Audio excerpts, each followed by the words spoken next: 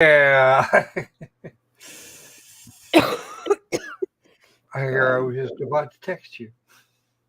Yeah, I kind of was trying to get everything squared away, and then I lost my phone and my wallet. I found one while looking for the other, but But anyway, I have those tile things everywhere because it's like, oh, shiny object, and I forget, and oh, I lose my keys, my wallet, my phone at least 38 times a day. So yeah, well, everything has those tiles. So then I had to find, you know, all the things. And Jerry, part of the reason Wrench McNome has a wrench is so he can put himself in timeout when he feels the need to. That came part of, CCW. Yeah, he's probably going to stomp us again because we have declared that Mayor Wrench McNome is the mayor and chief of Quiplash. um, yeah, CCW, you don't have to filter things out if the girls aren't here. It's all good. Um, hold on. Sorry guys, just trying to catch up and scroll. It has been a day. My dad's being discharged in the morning, which while that's great for everybody, I cannot in fact see him now that I am this sick. uh, So, well, you um can call him still. yeah, and I can do that now, but you know, hey, will call going to bed working at 3. Yeah, go get some sleep. Don't do that. Um Before I forget, I don't know if the person is here. To the person that sent me a Venmo donation, thank you very much. I promised I would not reveal the name. But on that note, if you do send something to my Venmo or my PayPal and you do not want me to thank you by name, if it's after a stream when I'm not live, or even if it is during a stream when I'm live, please just make sure you put that as a note so I don't. I want to respect everybody's wishes. But to that person, thank you, very much. It is much appreciated. Hi, Mayor Wrench McNome. Love you too. Wish you were in Pennsylvania right now because I generally do my own breaks and I'm too sick. And our longtime family mechanic closed his little private run automotive shop after like 55 years. So now I have to truck my vehicle over to his house to do the brakes for me because I'm not getting under a car sounding like this. So, Well, better to get him to truck it to his place than to try and truck it clear over here. I'd do it, but I'm nowhere near there. yeah, no, I generally do all of my own stuff. Uh, I even can paint cars. My dad bought me a paint booth and Oh, everything when I was younger and taught me to do body work and paint cars. I can rebuild engines. I'm just too sick right now to do any of that. Um, hey, MK. The car won't mind how I sound. Yeah, but I can't stop coughing long enough to not lose, my 10 millimeter socket or one of, the ones that's inevitably there and it was pocket parts for people. Um, I sorry. have to find my sockets. They're running around here somewhere. Pretty Irony sure of they're the not in my toolbox though. you want a really good laugh at the socket. Mayor Wrench, this one is partially specifically for you. You will love this. So I've told you all that my older brother is a genius. Um, but when I say that, I mean he's an academic genius. He has the social skills and common sense of a brick wall on a good day. So when I was younger, we used to trade off. Hey, J. Michael, how are you doing, J. Michael? We used to trade off who picked the Father's Day present. The three of us would always put in the same, split the price. And 1 year my sister would pick whatever. We were being fair. Um, So this is when Sears was still a thing, if that tells you how long ago it was. At And least 10 my years. oh, way more than that. And I think I was still in high school, or was like right, so very early 2000s. Um, so my idiot brother bought my father a 24 karat gold plated Craftsman socket wrench set. Oh no. I have never once in my life been like, tools are a bad gift, or that's a stupid present, you know, because we generally couldn't agree. That's why we just kind of alternated. But it had the Craftsman guarantee. And then my dad like read it and he goes, "It says if I break it, they'll replace it, but with a not gold plated socket. Like, any replacements would not be the 24 karat gold." And to this day, it's probably been 15, 18 years, maybe even 20. Probably closer to 20. The 24 karat gold plated socket wrench set has not left the gift box it came in, buried in the back of my father's closet, never to Yeah. be seen. Not even a shelf decoration, Mayor Wrench. It is literally still in the box from Sears that had been gift wrapped through the wrapping in the back of the closet on the floor. Why am I not surprised by I, this? re- I remember my dad opening it and looking at my brother. And, they're both engineers. Neither of them, are very softer on the edges. And my dad was like, "Did the girls agree to this?" And he's like, "No, Stephanie called me an idiot." And he was like, "Maybe you should listen to her more." He's like, "It's a lovely gift. I will never take it out of the box or use it. And when I die, you're getting it back. Oh. I'm leaving it to you. Who the hell buys a 24 karat gold socket wrench set?" I looked at my brother, was like, "Told you so. Told you dad would have rather had another one of the big Craftsman locking, rolling tool cabinets for I'd his." love one of those right now. Well, my dad has a bunch of them. He has like a whole wall of them down in the basement, um, for all his car stuff. And then my dad has a metal lathe, a wood lathe. We do all our own reloading. He's got all of that stuff. But I was dying of laughter. Like, I had said to my brother, "Daddy's not going to like this. Daddy would rather have just another one of those big red, really expensive, really nice toolboxes." "No, he has enough. He'll want this." Okay. So, yeah, I don't know why it was even a thing, but it was. And I just love the fact that the Craftsman guarantee was like, "Yeah, we'll replace it, but not with gold." I wouldn't. Yeah, my brother hasn't lived it down 20 years later. He also hasn't lived down the fact that um, my dad's had to replace several of the sockets of his regular sets 15 or 20 times because my idiot brother would finish using it when he would work on his car and set it on top of the engine block, or set it, like walk away, close the hood, drive down the street. My dad would find it like, at the bottom of the street, rolling down. My dad would pop the hood to like look at something, check his work, and find a socket just chilling on top of the engine block. Like you mentioned, you told me, who was it that was telling me a story like that? I thought it was you.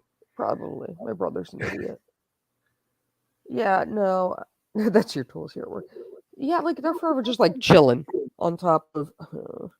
No, my dad made me learn to change my brakes myself, change my oil, do basic body work, um, change out my spark plugs, all of that stuff before I was allowed to have a driver's license. Change a tire. Wasn't allowed to do any of that. And like I couldn't have a driver's license, so I could do it all. And then very rapidly I had to learn to paint. Um, but hey.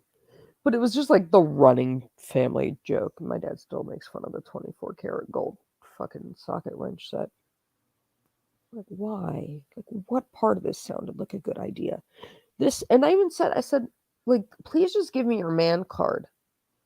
If this is the least manly thing, like literally buying that is the least man thing you can do. Because nobody that actually works on their car wants a gold plated one. And you work on cars too, we all do. And you literally are like somebody's girlfriend who the sales guy at Sears was able to talk into it because you had no clue that it wasn't practical. Okay, I do not do a lot of motor vehicle work, and I still know better than that one. What's up with that? I don't know. If you're if that's for that's for bling guy, the guy that can't do anything unless he's decked out in more gold than Mr. T. I mean, if you're the guy from Austin Powers, maybe, but you know, I and mean, those Mayor, they exist, so there's a market for them. But that's the guy that puts real that puts the real low profile tires on his car with the spinners, and then jacks the suspension down so far that he can't go 5 feet down the street without bottoming it out. I'm Seriously. just yeah. Painting, I like doing it. My dad taught me to do it, and I can't tell you A, the amount of money it saved me in life, and B, the amount of alcohol and money it earned me in college. Oh, that second doesn't surprise me. Because, you know, I can easily repaint a car. I know how to charge the metal so the flake lays the same way.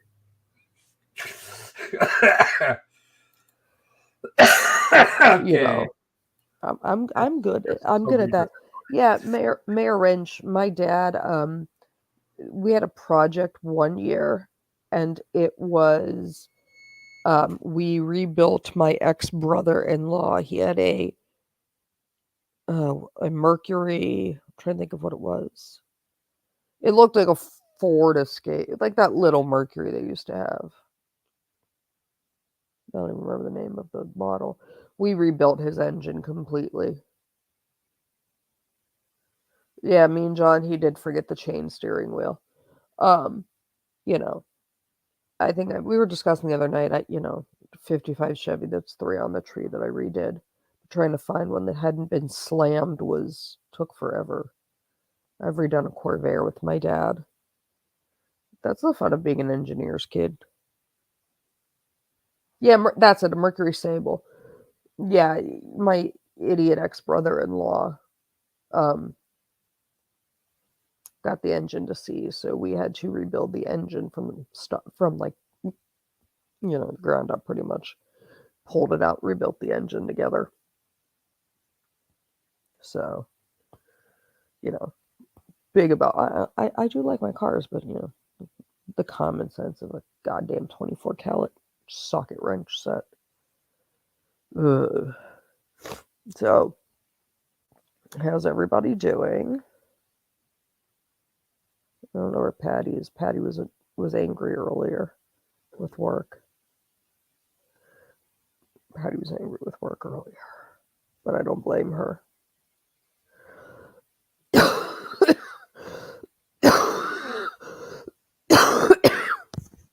Sorry.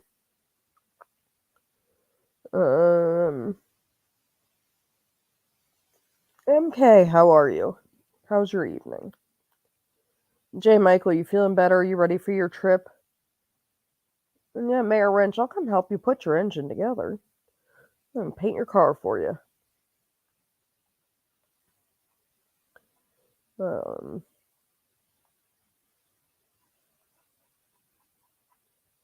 Passing out drugs. Last day before a week off. Nice. CCW, yeah, I got my dad a six. My dad, I got him the Corvair, when the Corvair 180 Monza, the hardtop 180 turbo one. See, now I'm And completely lost. yeah, the 65 Chevy Corvair 180 turbo Monza that was a hardtop. It was my dad's first sports car.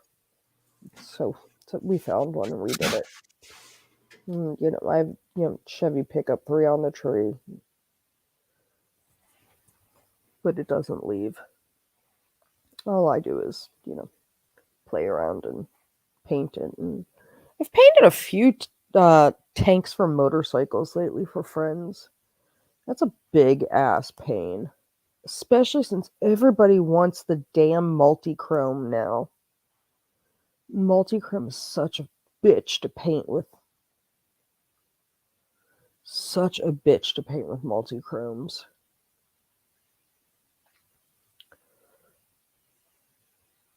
Ugh.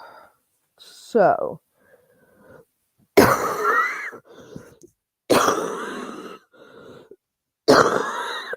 Sorry.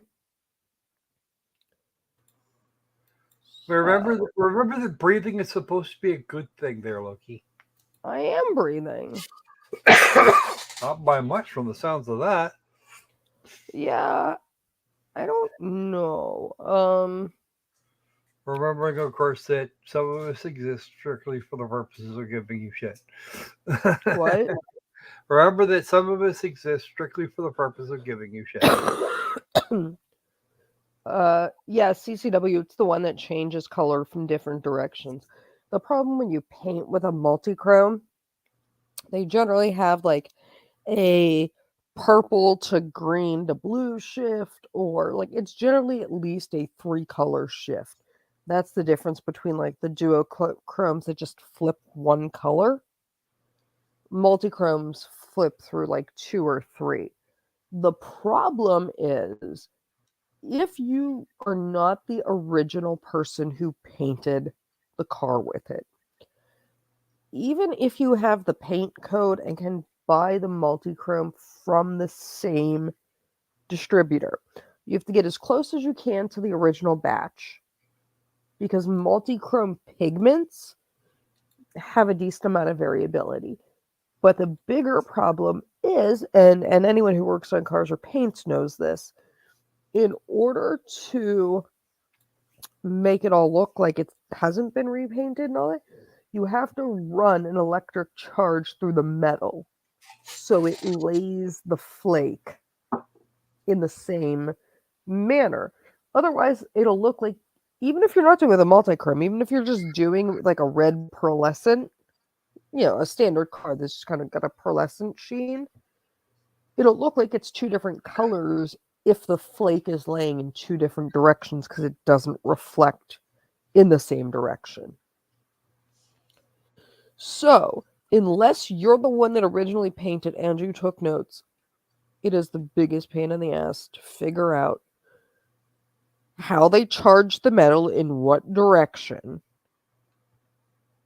And like multi-chromes, you generally have to charge not just in one direction, but like not just horizontally, but vertically to get it to lay the same. Otherwise, the door will look purple, everything else will look green. It's a pain in the ass. That and Harley has Mayor Wrench. Yeah, people refer to it as Chameleon. The official technical name is it's a multi-chrome. Jerry, you can have a wrench. I really don't care. The 8 of you, 9 of you that are here are my people. But Mayor Wrench, yeah. The chameleon coats are a pain, or like when people want like the chrome paint, so it looks like the whole car's been chromed. Such a pain in the ass. Or the candy coats, where you need like 15 or 20 layers of candy coat to get it to the right shade. The other one that I currently hate are the Harley denims. Well, Harley currently It's not just Harley, but Harley's the big one you see it on. They have something called a denim finish. They look matte. So if you go look up like Harley and denim black, it's a matte black. It's a matte paint. So it's nice that it doesn't show fingerprints, but you can't seal it and clear coat it. Or you have to use a matte clear coat, and it shows everything. And they lay it so thin, it's so easy to scratch. And yes, CCW don't scratch a problem solved, but like I can't tell you how many people I've. Yep, see, if you get scratching, you can't fix it. Yep, Mayor Wrench, you actually can. I mean, I've sprayed the denim ones, but essentially I have to do it with a tiny detail airbrush. I Ugh. can't do it with my big sprayer unless I take like if you have a scratched tank on a Harley, it's honestly going to look better and be easy for me to just blast it back down to metal and just redo it again. Because trying to do it with a tiny detail airbrush with it masked and not have like the ridge effect or it look like there's two it's less time consuming to blast it, walnut blast it, strip it down and refinish it. It's so much less time consuming than fixing it. But yeah, no, CCW, the issue I generally had was like, somebody borrowed mom or dad's car and someone opened a door into it in a parking lot or it got keyed or whatever. And And then somebody wants to make sure, wants it done quickly so that mom and dad don't find out that they borrowed the car in the first place. well, that or I had guys that it was like a new car, it was like their car or whatever, and they're like, well, they want $4,000 to repaint it. How about I give you this and a case of Jack Daniel and a case of whiskey? Sure, why not? But hey, what can I say? But how are you been, Hettinger? I haven't seen you in a while. So, um, before we lose him, because I know he's in here before he goes away, J. Michael, the case that I covered on your channel with you, there were a few developments in that one, but I also didn't know if you saw that in the case where there was the police brutality where all the police officers killed that kid. The fire department and paramedics have been stripped of licensure and are being charged for Yikes! inappropriate response and not rendering medical help and stuff. Hey Rain Man, how are you? How's the cold Uh, Wonderland? ooh, check it out. I'm not Miss Sniffles, Cookie Mon.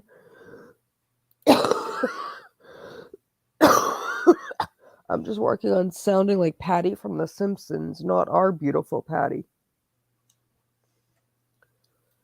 I'd rather just And have. you'll figure it out, I'm sure. Yeah, I'm trying to not get admitted. I'm working hard on that one. But yes. So I would also like to point out, I don't know what is up with people, but another train derailed in Ohio. Like, can you not?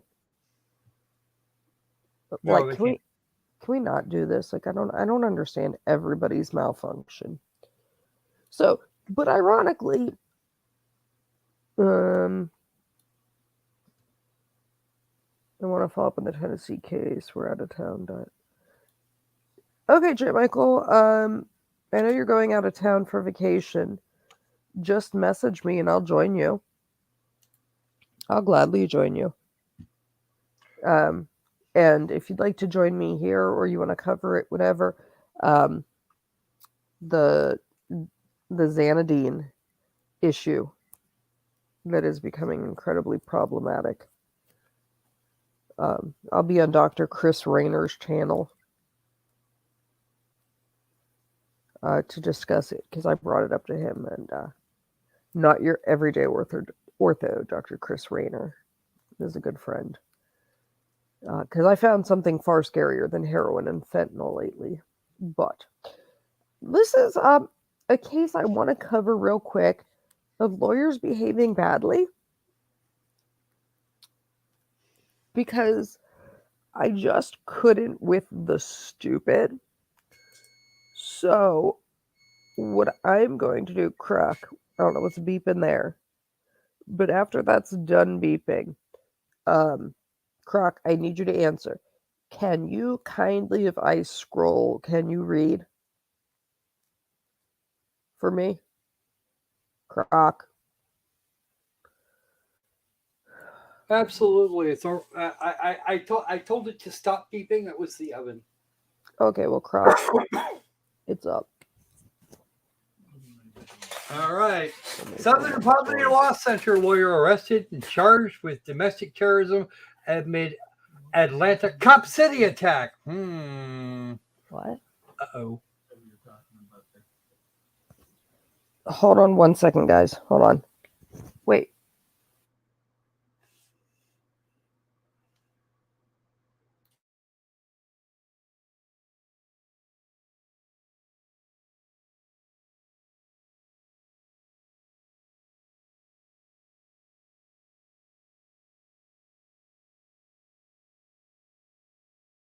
Okay. Sorry. Let's go. Juergens is only one of two Georgians arrested on Sunday. All right. Oh, there we go. A lawyer for the Southern Poverty Law Center, SPLC, was arrested and charged with domestic terrorism over the violence that broke out in Atlanta on Sunday in relation to protests of a planned training facility for police officers in the city, the SPLC has confirmed. An employee of the SPLC was arrested while acting and identifying as a legal observer on behalf of the National Lawyers Guild. The employee is an experienced legal observer, and their arrest is not evidence of any crime, but of heavy-handed law enforcement intervention against protesters, they said in a statement on Monday, which was earlier today. Thomas Webb Juergens was among the list of 23 suspected domestic terrorists released by the Atlanta Police Department on Monday. Violence broke out in Atlanta on Sunday after protesters of a fan police training facility, we repeat ourselves, hurled bricks and Molotov cocktails at officers and wasn't quite done. Come on. Okay, back. Let me finish the sentence here. At officers. Set cars on fire. The Atlanta PD revealed all the suspects are from out of state or from another country except for two, including Juergens. Fox News Digital previously reviewed a LinkedIn account for Tom Juergens earlier on Monday, which stated he is a staff attorney for the Southern Poverty Law Center. That LinkedIn account now has apparently been removed. Fox News Digital also examined the Florida bar's profile of Juergens, which shows he graduated from the University of Georgia School of Law in 2019, so a very young lawyer, and currently works for the Southern Poverty Law Center in Decatur, Georgia. Both the Florida Bar website and the State Bar of Georgia website also include Juergens' middle name, Webb, which matches the name of the man arrested on Sunday.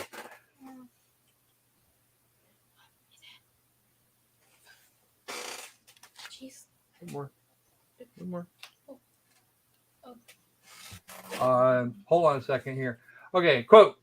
This is part of a months-long escalation of policing tactics against protesters and observers who oppose the destruction of the Weelaunee Forest to build a police training facility.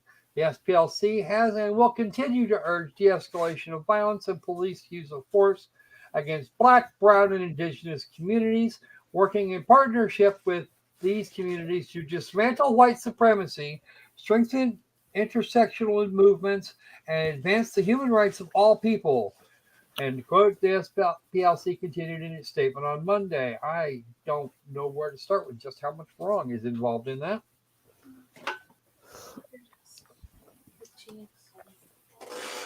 Okay, where are we at here?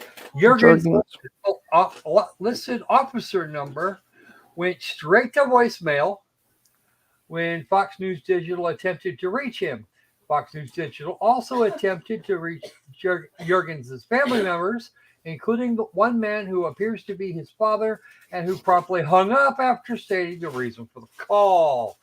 I'm not surprised.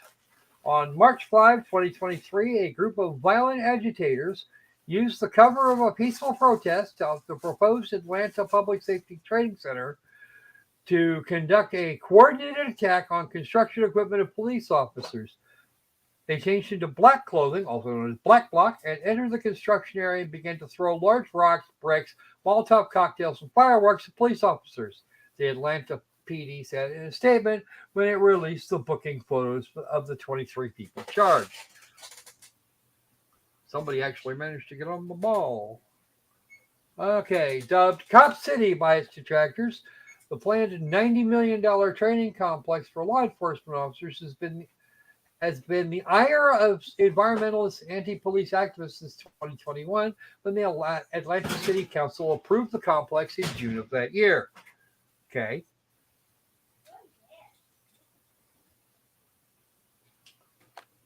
Okay, hold on a second. Be right.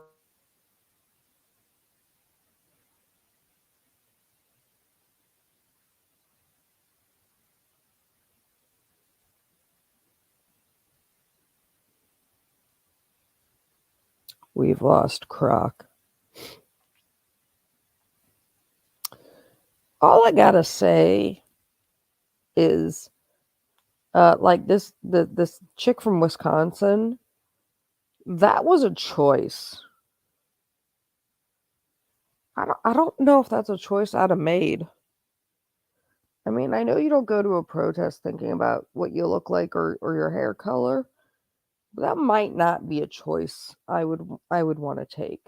Well, Uh, it's absolute. This shit is it makes absolutely obvious. identification I have really a I easy. have a little bit of noise going on here, so it's going to be another minute. Bright Kool-Aid red. That's just It just brilliant. makes identification really easy. Here, I'll just read the last few until you come back. Protesters say the complex will promote the militarization of the police department and destroy the South River Forest. Look at those fine, upstanding citizens. The Southern Poverty Law Center did not respond to Fox News Digital's request for comment on the arrest. Now that's going to end well. The SPLC described itself as a catalyst for racial justice in the South and beyond, working in partnership with communities to dismantle white supremacy, strengthen intersectional movements, and advance the human rights of all people. The group has come under fire for designating mainstream conservative and Christian organizations as hate groups, putting them on a list alongside organizations like the KKK. Back in 2019, a former staffer for the SPLC argued the organization uses its hate group accusations to bilk donors. In 2012, the Family Research Council, a Christian nonprofit that was labeled a hate group by the SPLC, was targeted by a man who fired a gun in the group's headquarters in D.C. The security guard managed to subdue him before he could kill anyone. The man told investigators he was motivated to carry out the attack after seeing FRC listed as an anti-gay group on their website. Now, I would Yeah, like to there's been a lot of that. okay, but I would They've been like to I would like to good. point out, right? How many of these people are not white? Like you're doing this, and you're like, because you're racist and white supremacist. And yet most of these are some of these are in fact darker skins. Some there's like no this group that's like protesting white people. I'm like, there's two of you there that could maybe protest white people. The rest of you, please go protest yourselves in the comfort of your own home. Yeah, and well, the SPLC was also Patty, pushing back yeah, off on. They had actually intent at one point they were going to put the ADL on their little magic list and then had to back off it. yes, Patty. Because Croc's multitasking being dad. So yes, Patty. I am trying to make sure that people's dinner doesn't get mucked up. That's fine. I'm just stealing Patty too. Oh, you can still patty. Yeah. By all means, still patty. Dad, if I muck up Kobe's dinner, then you get to kill me. If I muck up my dinner, that's my own. Okay. I'm gonna mute you temporarily. Hey, Patty. Hi, everyone. Sorry I was running late. Got wrapped up in shopping online. I'm still mad at you for this computer virus you have given me. Ugh. And we lost Patty again. I bet you Blanche or Apple took over her keyboard again and stole her computer. Because Blanche and Apple get upset. Yes, Rain Man, ask us about our defamation settlements. Oh, this is the way my day has gone all day. I just want to apologize in advance. Yeah, I mean, Jerry, I understand what you're saying, but that's not really what it's like. So, you don't like, it's not a military type facility. It's not to teach them how to kill in large numbers. It is just the amount of police officers that they use in that area that have to go through yearly training and drills. And, someone's like, well, why do you need such a large area? Because they train dogs there to track. They train horses for equisearch and things. They It's also have to train large numbers of police officers just to keep people just to keep people out there. And they've got and they very recently took a bloody nose. Or no, that wasn't Atlanta where that happened, was it? No, it no, was.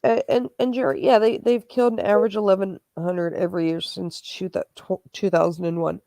But as somebody who's been on the street most of those years, I can tell you right now that younger officers that are newly trained are more likely to shoot than ones that have some training and time under their belt. And if you were to look at the number of people that the number of issues that have had to, that happen to officers or people attached, it's a much higher number. With your condition, you've had to deal with a lot of policemen with seizures and waking up in jail. So, Jerry, I understand that. You and I have talked previously about it, but the thing is, when you're post-ictal and, someone doesn't realize that your behavior is post-ictal behavior, especially if you're having status seizure issues or like focal motor and they're not recognizing it over tonic clonic, um, that's a problem. And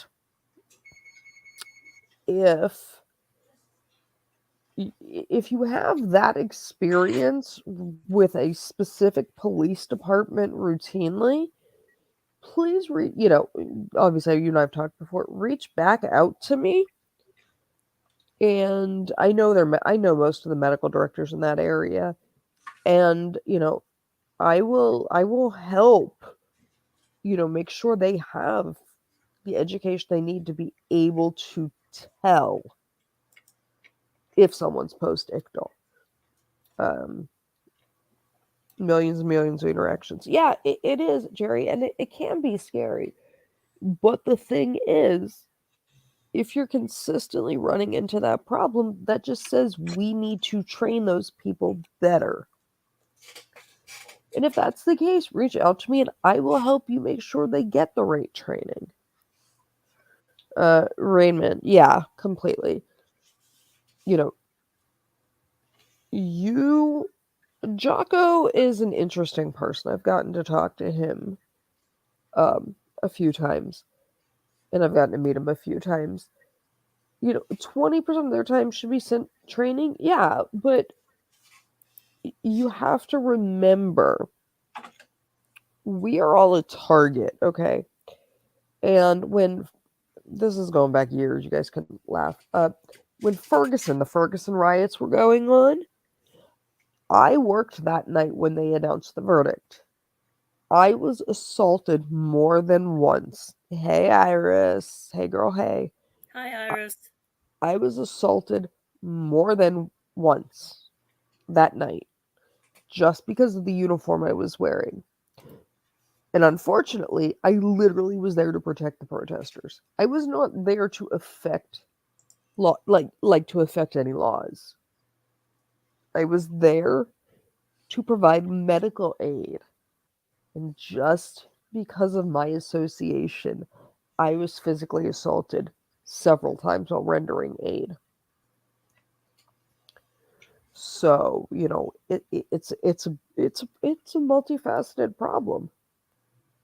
Poorly trained police officers are going to make poor decisions. Yeah, and they're And poorly trained. and the They're more poor, money and time you have to do trainings, and the more you kick them out if they repeatedly fail, the better your police force is going to be. yes and no.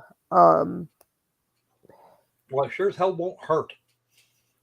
no, it won't. But I take issue that with some of the police departments that go with, like, they require a poly as part of it. If you know how to beat a polygraph, you'll beat it every time. And they're not hard to beat. But the problem is, so many of the good officers want nothing to do with the field anymore because you're assaulted constantly. You are walking into a war zone every day. So they're dropping out at a record pace, and then they're rushing these kids that aren't the best candidates through just because they need people. And that's problematic. You think an officer should be required to at least get an AA in criminology? Um, so, in all honesty, Jerry, most departments these days, unless they're really, really desperate, require at least 60 credits, which is the equivalent of an associate's or a bachelor's or X amount of military experience in certain areas. There are, there's little departments or desperate departments that'll waive, but, and they have to go do their yearly training. I teach yearly training for police. I teach, interactions with special populations, that being LGBTQIA, elderly, mental health. I teach about dealing with, medical patients. I teach yearly classes for police with that. I teach tactical medicine for their yearly trainings. I teach a ton of classes on how to deal with, autistic kids, how to deal with kids, how to deal with somebody that's psychotic and how to talk them down. And everyone always says to me, the answer is to send social workers out.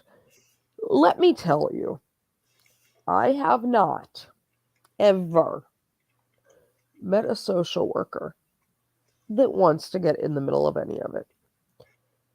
When I was on the street, I used to get called constantly by Resolve Crisis, which is our crisis unit in the Pittsburgh area, that they had somebody in a house that didn't want to come out and talk to them, and it was dangerous. They were scared, and they wanted police. And police were like, well, it's medical psych. Like, I don't know what to tell you. If they don't want to talk to you unless you have a psych 3, in PA, it's a 302 warrant that's saying they have to get medical help, like, I can't do anything. And if they are having some kind of medical issue, I can't spot it. Nobody wants to touch it, and we all call for a paramedic. We all call. I'll call for the medic. And then everybody just stares at me.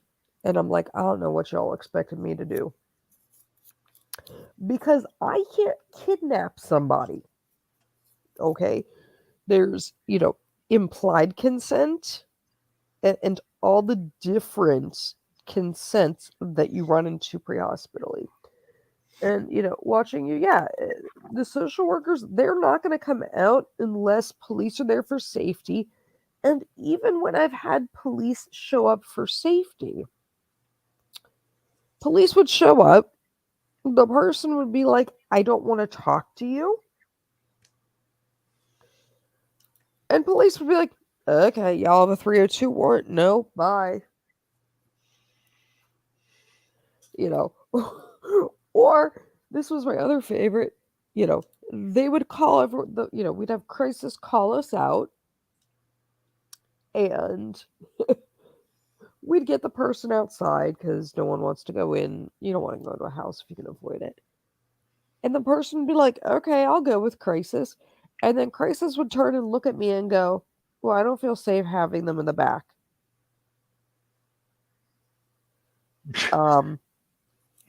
Hello, McFly.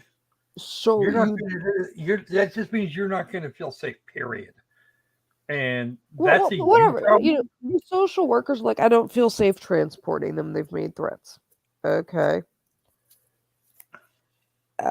Okay.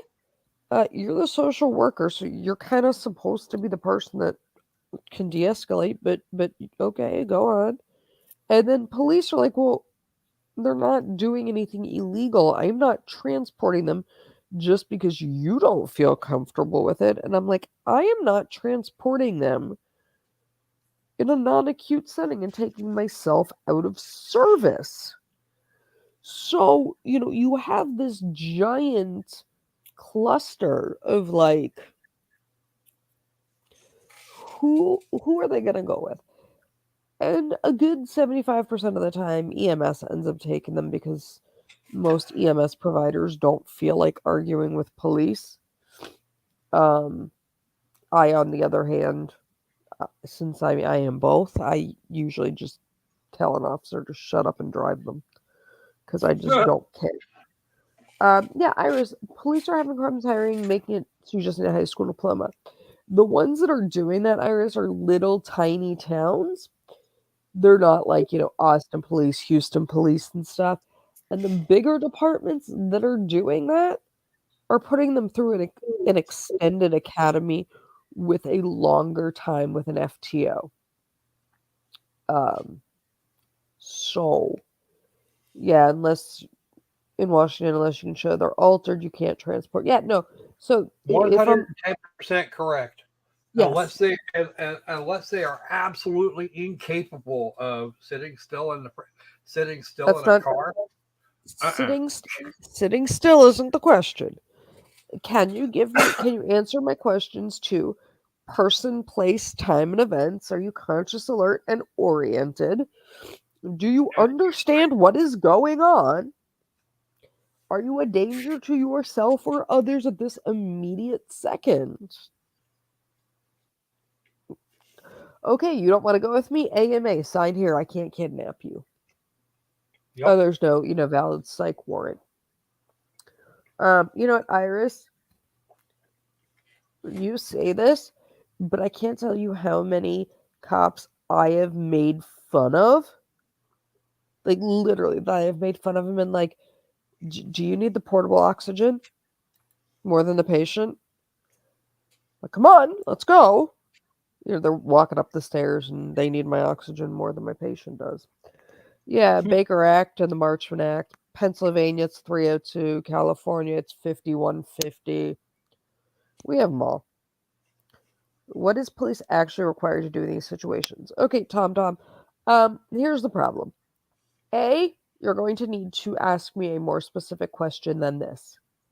Right? What are they actually required to do? In what situation? You're gonna have to narrow that down for me, for one.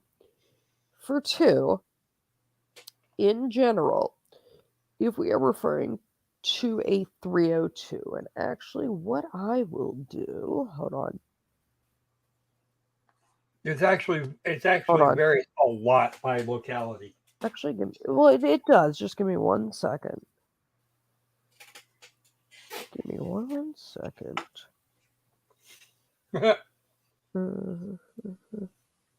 Wow.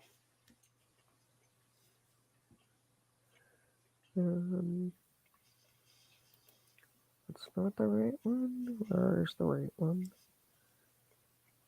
Application. That's a search. 302. Where is the one I want? Trying to find one that's redacted that I have.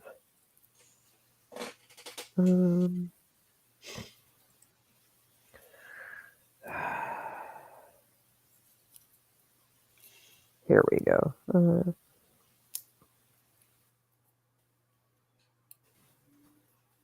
on, let me pull this up real quick for you so you guys can see what I'm talking about. Problem is, half my stuff isn't redacted because I don't use it that much anymore. So I have to grab a blank or a redacted. That's work comp.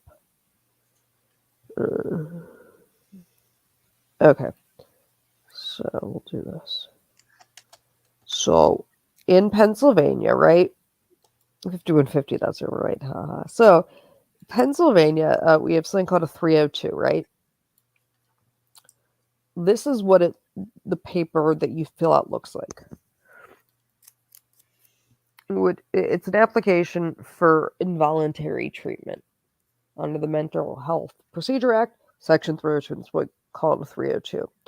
So it says Part 1 must be completed by the person who believes the patient's in need of treatment. If you're not a physician, police officer, the county administrator or delegate, you have to get authorization or a warrant through the administration. If they give it and it needs, if the county administrator is required, you have to call or visit the office, authorization to take a patient for exam. When they're to be taken, they have to have their rights forms, the county administrator, the administrators, whatever, examining physician, and all of this, right? So this is what you have to fill out. And it is an actual warrant. When you get it authorized, on the bottom, it says this is a warrant and must be affected by law enforcement, which means they're going to take you in cuffs whether you want to go or not. But you're not being kidnapped at that point. Right, and you're not being kidnapped at that point. But the problem is PD doesn't want to deal with it because it takes a lot of time out of your day, and they don't want to deal with it. EMS technically, to the letter of the law, cannot take somebody in on a 302 if they are medically stable and unless there's a police officer with them. Because you can't affect a warrant. You're not police. So there's all these overlapping things, and everybody wants it to be someone else's problem, right? So we're going to go with this one. Let's say the social worker's attempting to do his job. He doesn't feel safe. Subject's not outright hostile, but could be. Hold on. Bear in mind, I am European. Okay. So, Tom, what you're referring to is that's Pennsylvania for Section 302. But 302, 5150, the Baker Act, they're just different names in every state. And what it means is you have been determined to be a danger to yourself or others immediately, and that we can take you against your will for involuntary medical and mental health assessment. Now, it's a 72-hour hold. All that means is you're going to be in there for 72 hours at a maximum, okay? People have a misperception that if you end up on a 302 warrant, you have to be there 72 hours. It's not the case. That's the maximum. At the end of the 72 hours, you have a hearing in front of a judge with a lawyer that's present for you and somebody that else that's there generally on behalf of the doctors. And if they determine that you still are a danger to yourself or others, they will commit you to a psychiatric facility that is a locked unit against your will. And you have a hearing every week where they every week have to establish that you are still a danger to yourself and others and cannot be left out. Like let out, and they can treat you. The problem is, even if you're being held on an involuntary psych hold, you cannot be forcibly medicated without the express order of a judge. So you can be schizophrenic and out of your mind, and we can't force you to take the medication. Now, the reality is, all it's going to do is keep you there longer. But when people have certain mental health issues, they don't see that, right? So that's the problem. And if the social worker shows up, they don't feel safe, they'll call for law enforcement. Law enforcement will call for EMS. And then it becomes this giant who has to deal with what, who wants to deal with what, who, all the fun stuff. Some of it has to do with how good your EMS is, how good your police are, how good all of the things are, right? And Mayor Wrench McNome, or wasn't you? Who's it? Rain Man. I hold training for police and EMS, and I cross train them both all the time. I've even trained Canadians. Ooh. If the social worker doesn't feel the scene safe, they call for law enforcement and EMS. And then it becomes an argument over law enforcement and EMS who's got to deal with it. Now,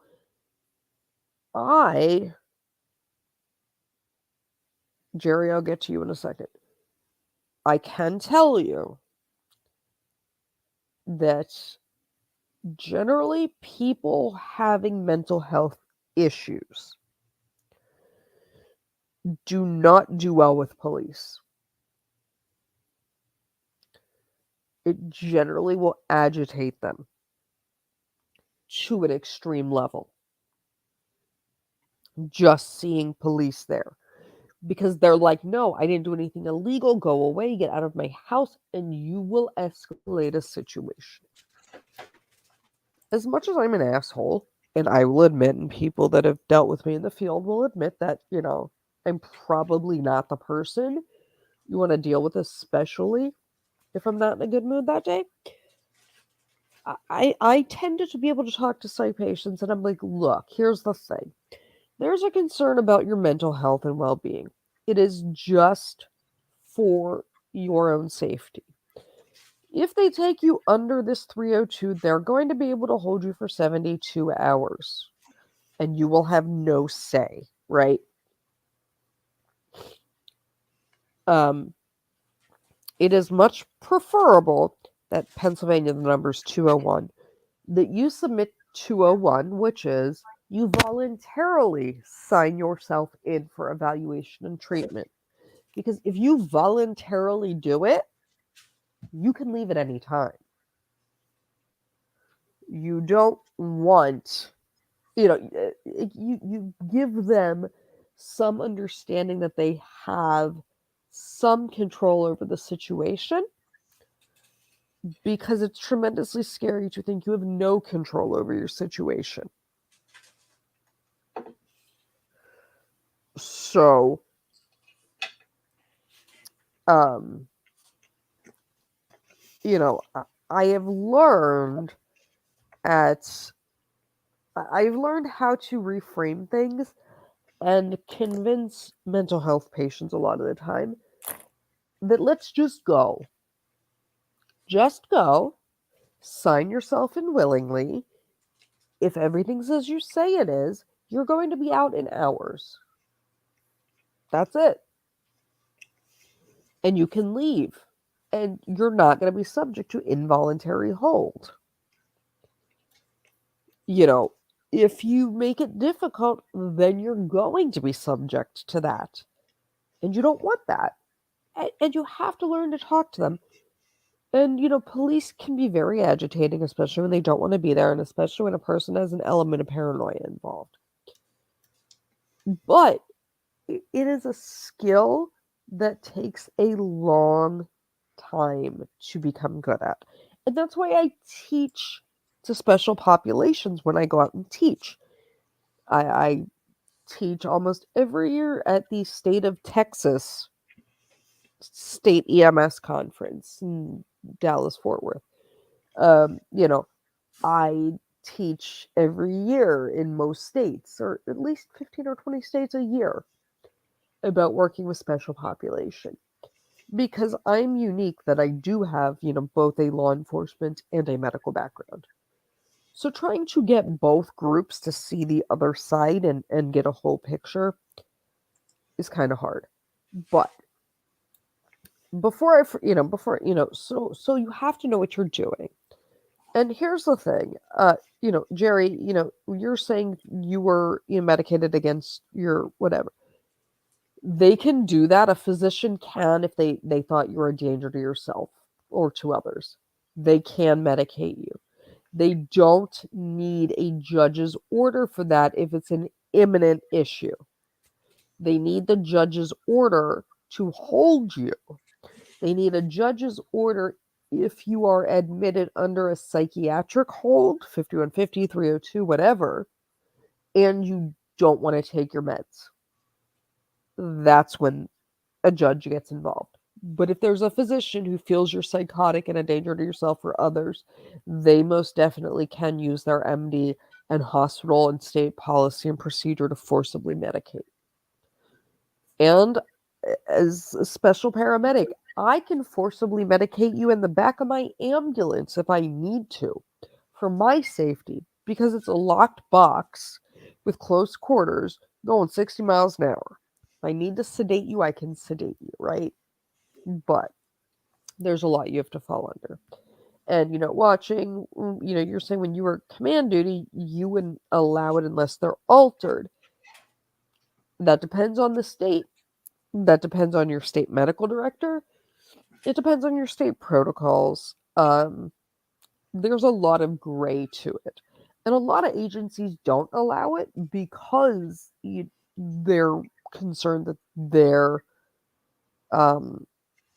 staff's going to be assaulted or is going to, bad. And you're taking an ambulance out of service when you don't really need to. But there are times when I've explained to people that sometimes it's just easier to transport them and just be done rather than have a giant pissing match on scene between 3 different groups of people. That's not doing anybody any good. But I can tell you, everyone it's like, send social workers into the field. I have not met a single social worker that's like, I want to do that. They're all like, nah. Nah, fam. I'm good. The ones that are going to want to do that are the woke ones that you really don't want running around out there. Yeah. Let's see. So let's see. You understand so difficult. Hold on. Understand so difficult because we used to let psychologists and doctors commit people. It was absurd, not just a little. Yeah, and A. Hedinger, it is difficult. It is nuanced, and it's problematic, especially since there's a lack of beds and a lack of mental health resources. But the only way we get past it is A, destigmatizing mental health treatment. Number one. Number two, training our first line responders properly, and teaching them how to interact with the public better than they do.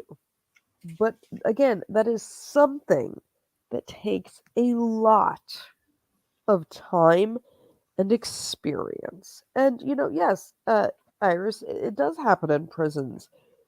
But again, the problem in a prison setting is you cannot forcibly medicate a prisoner, even with a known mental health issue, unless they are harming themselves or can't be kept safe or keep other people safe.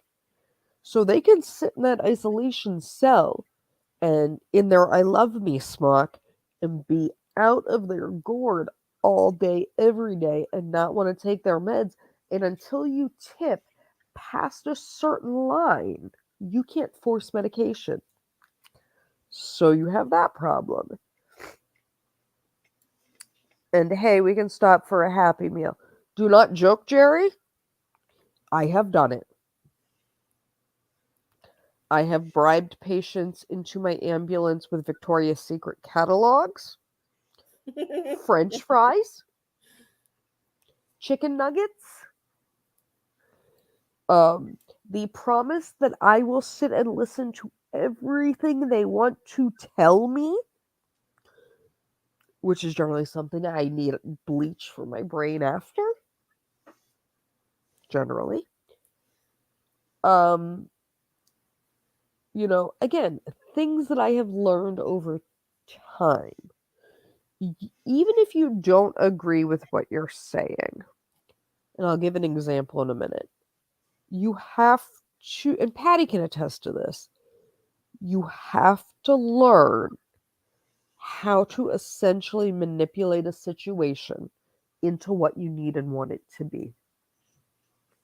Let's see. The ability to befriend somebody who is currently not trusting of anyone is a technique and a skill that is learned. And it is very You hard. have to be approachable and likable to that person and be non-threatening. And sometimes, yeah, Victoria's Secret catalog is what you have to do. But the problem is that was also a 50-year-old male who was wearing lingerie with nothing underneath it walking down the middle of the street in his neighborhood at like noon on a Tuesday. Well, as long as he wasn't in the school zone, we're okay. Even if he was, there's actually no law against that sort of thing. Yeah, no, this was public nudity. Everything was hanging out. Oh, okay. Yeah, no, as long as you're not showing, as long as you're not critiquing it to the world, there's nothing that really. So you're people telling can me be he went to disturbed. The so he went G-string to was the covering three-legged nothing. underwear instead of the two-legged underwear. The G-string was not helping anything. Oh, I hate But when that happens. he wouldn't get in the ambulance. He wouldn't go with police. It was a spectacle. There were kids. And I finally was like, hey, I have a Victoria's Secret catalog. We can discuss every outfit in there that you like. He got in the ambulance. It worked. Yeah, and police that responded tell the patient what I just said. Yeah, come on, like, let's go voluntarily. Let's not fight EMS. Like, let's do this. You need to understand how to play their game.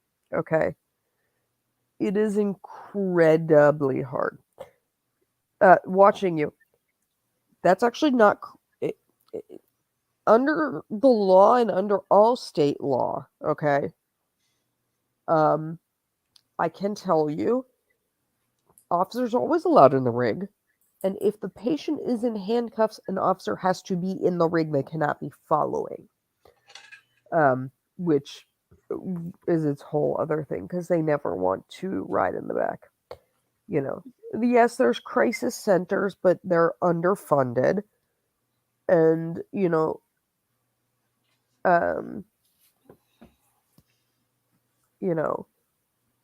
Jerry, this probably won't happen because they're going to say it's a conflict. I can tell you right now, you'll probably be able to ride along with somebody, but they're not going to let it be with anybody. Anubis, actually, no, you cannot force Narcan. Technically. You can Narcan somebody if they are not conscious, alert, and oriented and are showing signs of respiratory depression. You cannot use Narcan punitively, which is what people do, and just strip the high completely. You have to meet clear medical indications.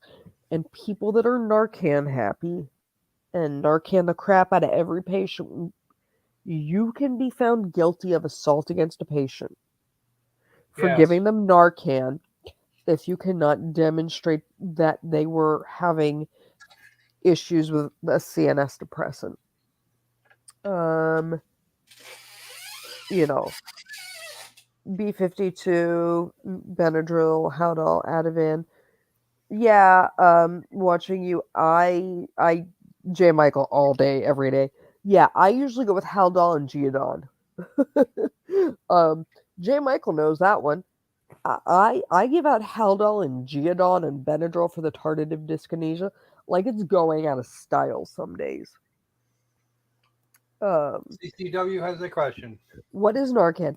Narcan is the trade name for a drug called naloxone, which is an opiate antagonist.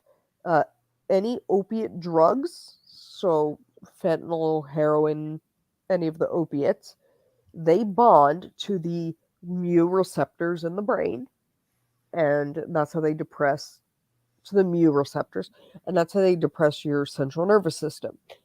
What Narcan is, and the best way I can explain it, and I explain it to my students this way, are keys and locks. So you have an opiate, and you have a key in every lock, and your respiratory rate is depressed so low, your heart rate's depressed so low, it's going to kill you. Well, you give them naloxone, and it has a higher affinity for the mu receptors than the opiate does. So it essentially takes a magnet, pulls all those keys out of the locks, and puts its own keys in there so that the opiate no longer has a site to bind to and work. There's no more locks available. So you alleviate the CNS depression. If you have someone that's taken a lot of things like Ativan or benzodiazepines, we have one called Ramazicon.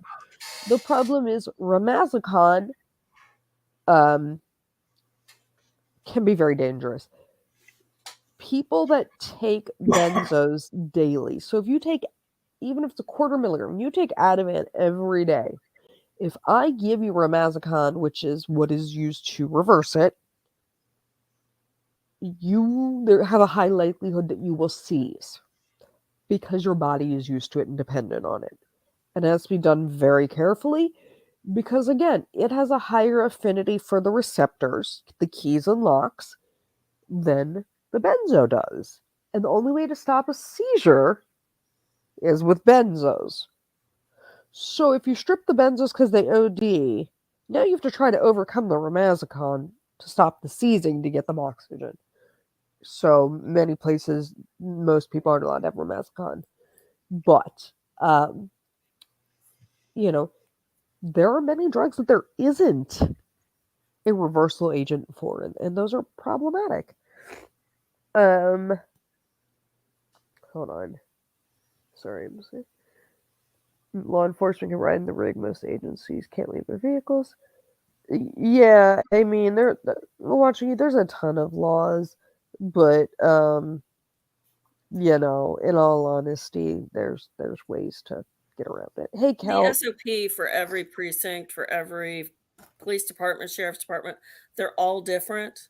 Yeah, But when the ambulance people say push comes to shove, I need an officer in here, that municipality, agency, whoever needs to go ahead and make sure that there is an officer available to follow with the patrol car to the station, yeah, or wherever they're going.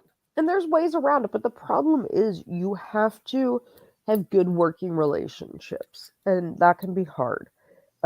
Jerry, you're saying why wouldn't they let you ride with that officer? The case is over except for the costs. You don't think he was one that you quote unquote assaulted? Because there could be overlap in the future. It's going to be a CYA thing. You're clinically addicted to opiates. You can prescribe it. Jerry, I don't. You may be clinically addicted. You may not, but if you're not taking medication inappropriately, it's not problematic. Watch it. Hold on. I'm trying to scroll down through all of this. I hate when law just ODs patients. Yeah, so and that's the thing, you give Narcan naloxone generally comes in 2 milligrams and 2 mLs. Most people will slam someone, or like 4 milligrams and 2. They'll slam somebody with like all 4 and put somebody into withdrawal instantly, and the person will puke like The Exorcist. And it's punitive. All you need to do is give them just enough that they're still breathing. And everybody's always like, well, why? Why don't you, do this? Because I don't want a pissed off addict in the back of the ambulance while I have a 30-minute ride with them. As long as they're breathing, I don't care. Not my problem. Your job's to keep them alive. Your job is not to take them off their high totally and have them be pissed off. So Also, you note use that if I can add something here, in most places, it's not actually illegal to be high. It's illegal to be in possession or use. Yeah, and that's a whole different nuanced conversation. So use Narcan only when it's life-threatening to not do so otherwise. So Tom, what I am talking about is there is a trend called punitive medicine. And what it is you will get police officers that will spray the hell out of someone with a shit ton of Narcan, take them from high as a kite, even if they're breathing fine and acting fine, and put them all the way into full-blown withdrawal so they are puking like The Exorcist and in pain and having problems. All you need to do is give them 0.4 milligrams at a time. That's all we usually give. Little 0.4, so their breathing can maintain an airway. That's it. Making them sober is not your problem. But people like to do that. Where I will get on a soapbox about Narcan, I understand with the current opioid epidemic, it is problematic. But Narcan being over the counter and free in most states, when I have to pay $600 for my child's EpiPen, is How obscene. much? $600. 6? EpiPens can be $600. Oh no, they're more than that here. Well, that's the last time I had to buy one. In all honesty, I cheat. I just carry a vial and an IM needle. And there's generics, but we are being forced to leave Narcan at people's residences. And here's my soapbox. There was a patient who used to overdose all the time. And you have to leave Narcan with them, right? So Mayor McGrinch. So I would show up and you would give him Narcan and then he'd refuse to go to the hospital. And then I'd be back there 45 minutes later because he OD'd again, which drove me nuts. Until the day I missed a pediatric cardiac arrest. Oh. Because I was there dealing with his stupid ass. Oh boy. And I was the only medic. So I got real mad with him. We were in the ambulance. And I waited so we were in the ambulance and moving to wake him up, right? So I wake him up and he's like, well, why are you transporting me? I said, because a child died because the resource was being wasted on you. So we are going to have a discussion. We're going to have a frank talk. And you're going to explain your point of view to me. And he's like, okay.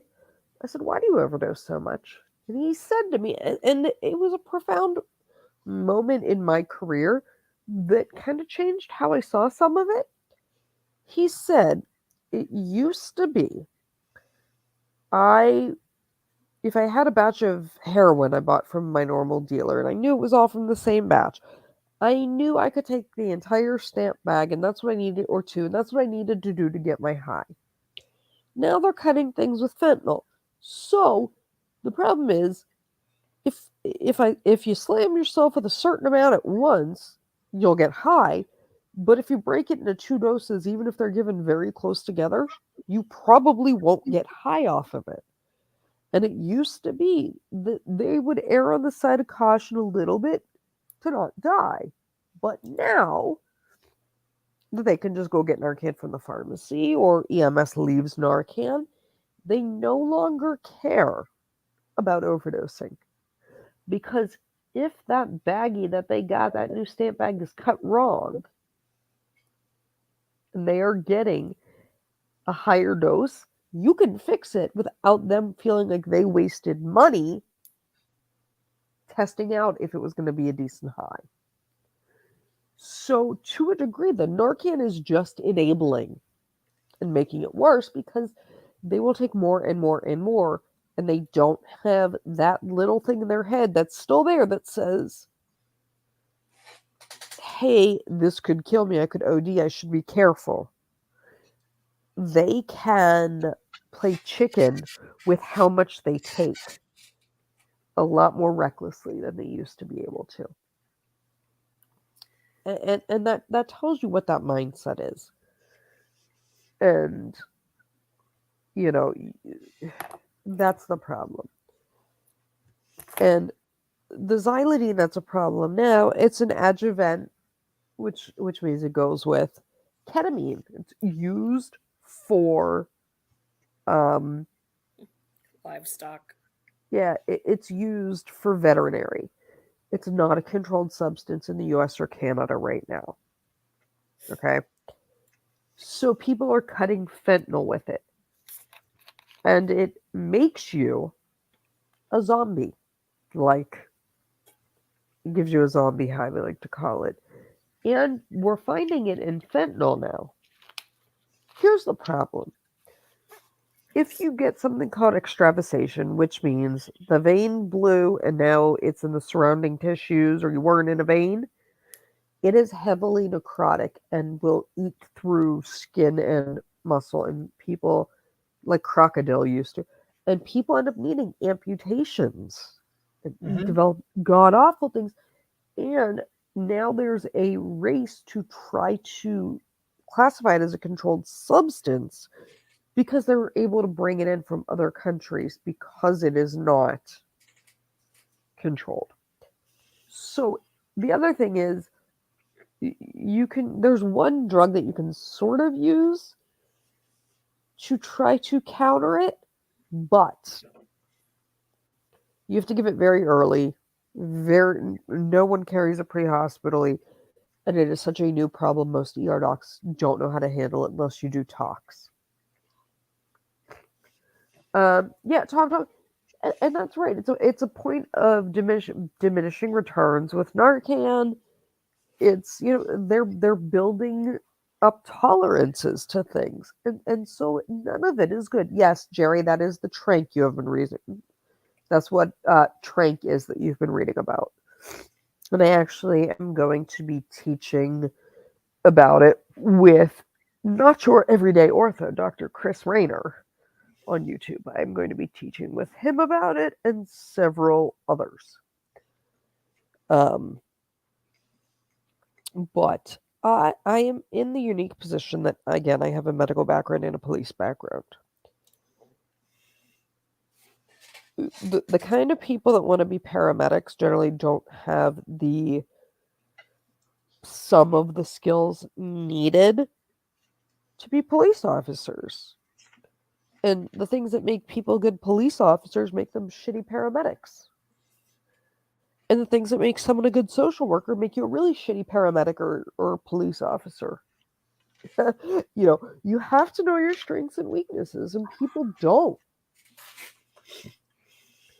Yeah, so Tom, you can build a tolerance with Narcan, sort of. You're not actually building a tolerance to the Narcan itself. What you are doing is burning through it. So, the best example and way I can explain it without being too crazy medical word is, remember my keys and locks analogy, right? Those Narcan keys that are more attached to the mu receptor sites, They, while they initially have a higher affinity, they don't last as long before they disintegrate, right? So, if you have taken a crap ton of opiates and you Narcan someone and they wake up, they can burn through the Narcan because the keys and locks, like the multiple keys for the locks, are fighting and counteracting each other. And if you don't have enough Narcan in your system, you have a rebound overdose. They'll burn through it, and there will still be enough opiates for them to OD again as soon as the Narcan wears off. Yeah, watching it, that's what I was saying. You're metabolizing it faster, and you rebound overdose. So there's the answer to that. So it's not like a tolerance per se, is that you just metabolize it, and you have enough to overcome it. And you know what? Epilepsy is awful. Epilepsy is incredibly hard to control. Yeah, Tom, you are messing with your receptors. But those locks, which are the receptors, don't change much. It's the extra drugs and your body being able to metabolize the drugs and the Narcan faster. So it's a competitive thing, and it's competition for the neuroreceptor sites, for the neurotransmitter receptor sites, and who has a stronger binding affinity. Hedinger, yeah. Tulloch already, rather than putting seatbelts, we should require big scary spikes in the center. Yeah, Hedinger, I don't think it would help much. I've seen enough stupid; it wouldn't help much. But there's that. Yeah, I mean, Hedinger, Anubis has a point here. Although I'm not sure why I just got a visual of that. Patty, What? did you read it? What happens if you sneeze while driving? Yeah. Now I have a visual of this. Mm-hmm. Yep. I'm not sure. Yeah, that's just not great. You know, it's all complicated, and everybody is in a shitty position. I won't lie. But, what I will say is people need to remember to conduct themselves with grace, understanding, and kindness for their fellow man. Thus being said, anyone who knows me in the field knows I am notorious for one very specific saying. Look, here's the deal. You are going. You can do this the easy way, or you can do it my way. The easy way is for you to get up like a grown-ass adult, get into my ambulance, sit there, behave like an adult, and behave so we get to the hospital. If we have to do it my way, we about to have a come to Jesus discussion. And I promise you, the person that's going to go meet Jesus sure as shit is not the Jewish girl. So, make your choice. Generally, they get up and get in the ambulance like a grown-ass adult. I have told men that are 3 times my size, you are going to get up and do what I have told you. Get in the ambulance, get in the police car, whatever. Or I'm going to treat you like the bitch that you are being and kick your ass and physically put you there anyways. Make your decision. Usually they're like, she fucking nuts, I'm going on my own. Sir, don't you throw that flip-flop at me.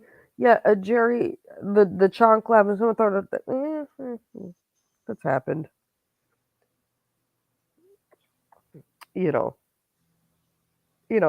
Chancla. Yeah, I mean, it happens, but it's like the running, and Patty can attest to this. So when police show up on things, especially like DUIs, like the drunk tank, and they want EMS because they don't want to have to take the person back to the station and listen to their drunk ass sober up in the drunk tank, And they'll they try to don't want call. them to throw up in the back seat of the patrol car. Even though you can just hose it out, everything's plastic back there.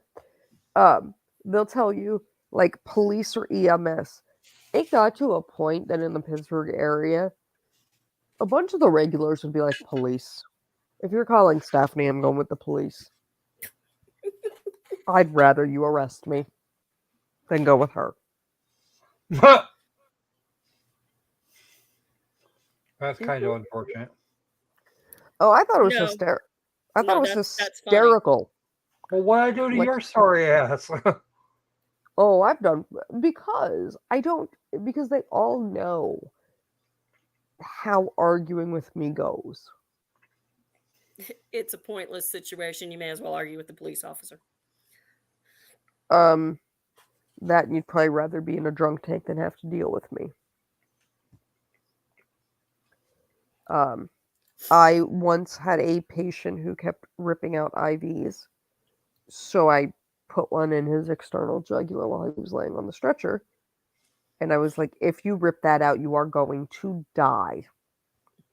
Okay? Okay. Now, mind you, he needed the IV. He had led police on a high-speed chase. He had several serious injuries. And he kept trying to bite. And then he decided that he was going to express his desire for me and what he would do to me if he was left alone in the back of the ambulance with me to try to scare me. Of course.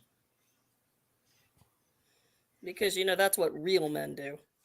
Yeah, I know, laughed right? at I laughed at him, put an IV in his neck, and then I tapped him in the middle of the forehead every time he closed his eyes. Huh. Ow. What are you doing that for? Gotta make sure you're still conscious.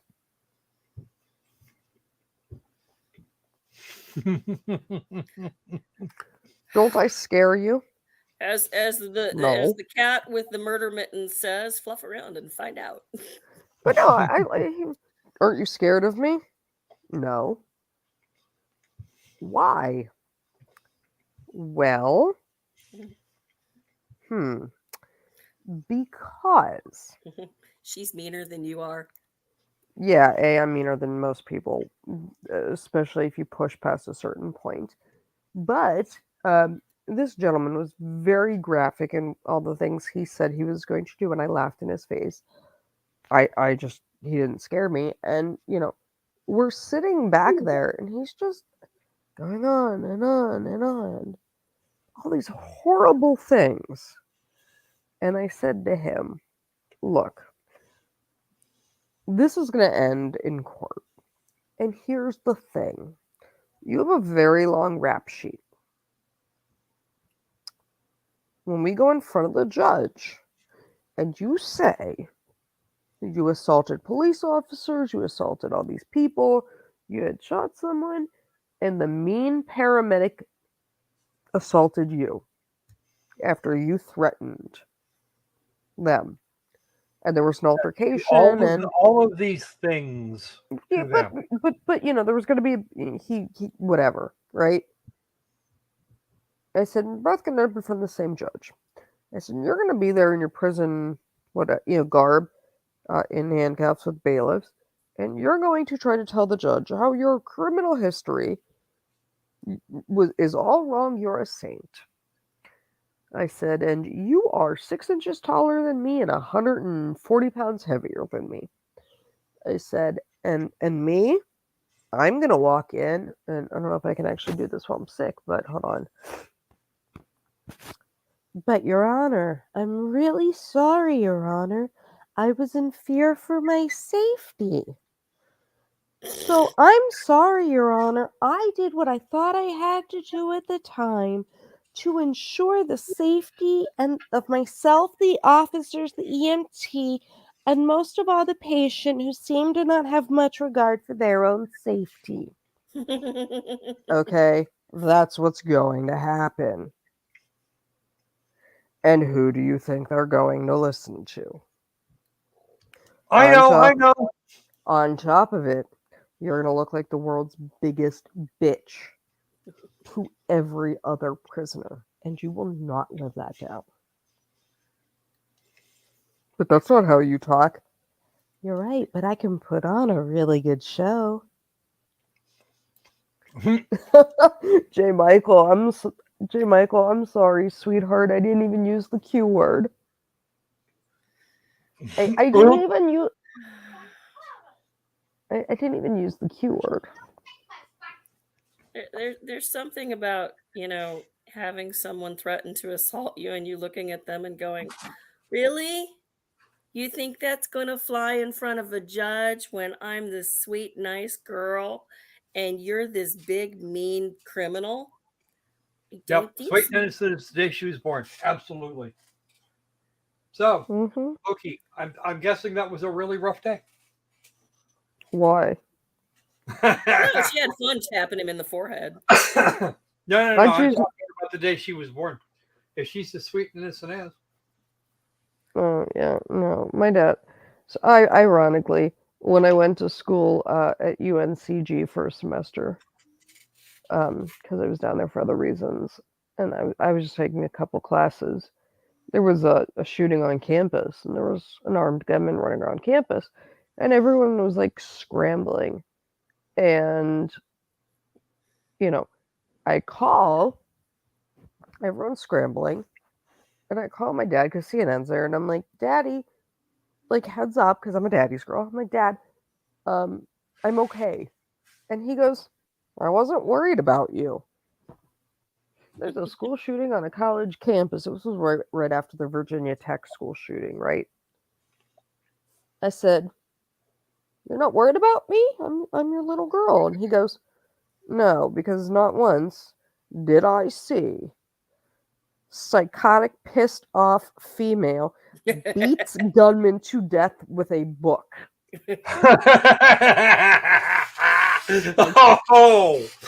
Pissed off female rips gunman's arm off and beats them to death with their own arm.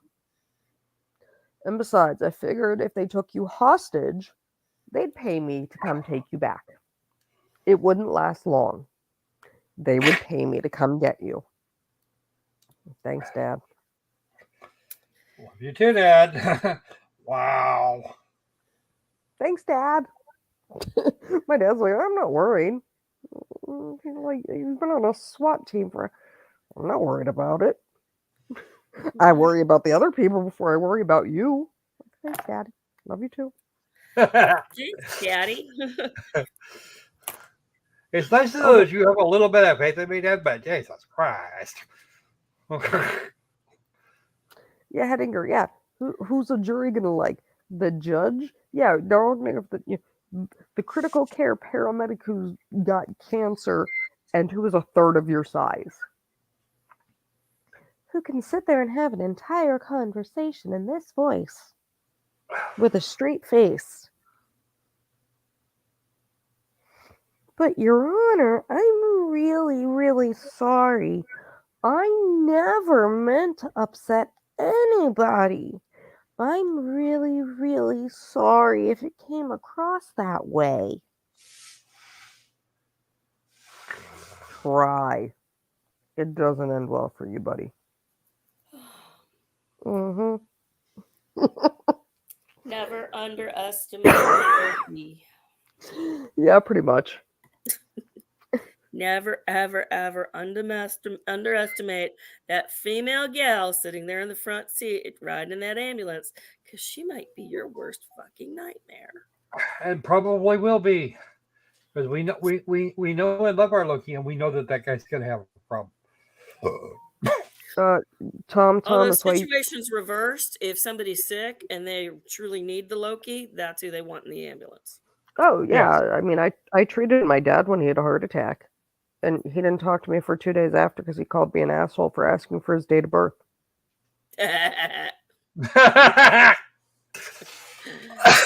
Well, unfortunately, that's that's one of the things they want you to say.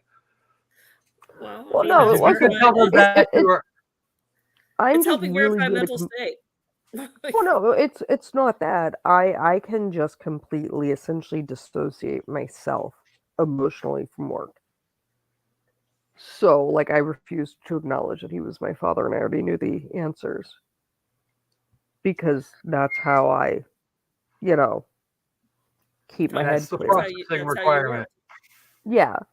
And no, Tom told me you have mothers to be worried about you, even if there's no reason. No, my mother will tell you the same thing. Nobody is worried about me. They generally are worried about whoever's going up against me. I My worry dad, about you, but for totally different reasons. yeah, for totally different reasons. But like, my mom will be like, I don't know what to tell you. Because, someone will say to my mom, can't you make her? She's like, I'm able to make her do what I wanted her to do since she was like 2. You know, about the time she was like, screw it, I got this. Sounds familiar. Where have I heard that Yes, one before? my tiny Recently. human. Yes, I like to point out that my tiny human is 1,000% the result of my parents going, I hope you have a daughter just like you one day. Yep, I recently cursed both of them with that. Yeah. I saw my mom do that to my sister, and she had twins, and she did it to her children, and now one of them has twins. It is a curse that keeps on giving. Yeah, it is. Although I will give you guys this piece of brilliant hystericalness. So about 2 years ago, I was out with SWAT and we were doing a school shooter drill for a police department. Okay, whatever. They forgot to tell the Girl Scout troop Oh that used to no. meet in the library that this was happening that night. So, bless their little you know, hearts. you have these Girl Scouts, and all of a sudden, we fling the doors open. We go in with dogs, battering rams, flashbangs, multiple entry teams, and these little girls are shrieking, and even like the adults, they're all under the desk, like and under a table. Like I think, oh my god, we scarred them for life. And Bless I had gotten on the radio. I'm like, guys, like, I'm calling an all stop. And everyone's like, why? I said, there are people here, like, not actors. And so it becomes an all stop because in training for stuff like that, we let the dogs off the leashes. And they would go after a Girl Scout if she ran. Like, they don't know. They're taught to go after the person that isn't following commands in those situations. They don't know the difference between the actor, like someone that we have that's supposed to be our bad person, and a Girl Scout. Like, they don't know. They go for the person not following commands. There's all these kids there. So they pull everybody out, and I go back in my SWAT gear. I walk in, and I'm like, you guys can get up from under the table.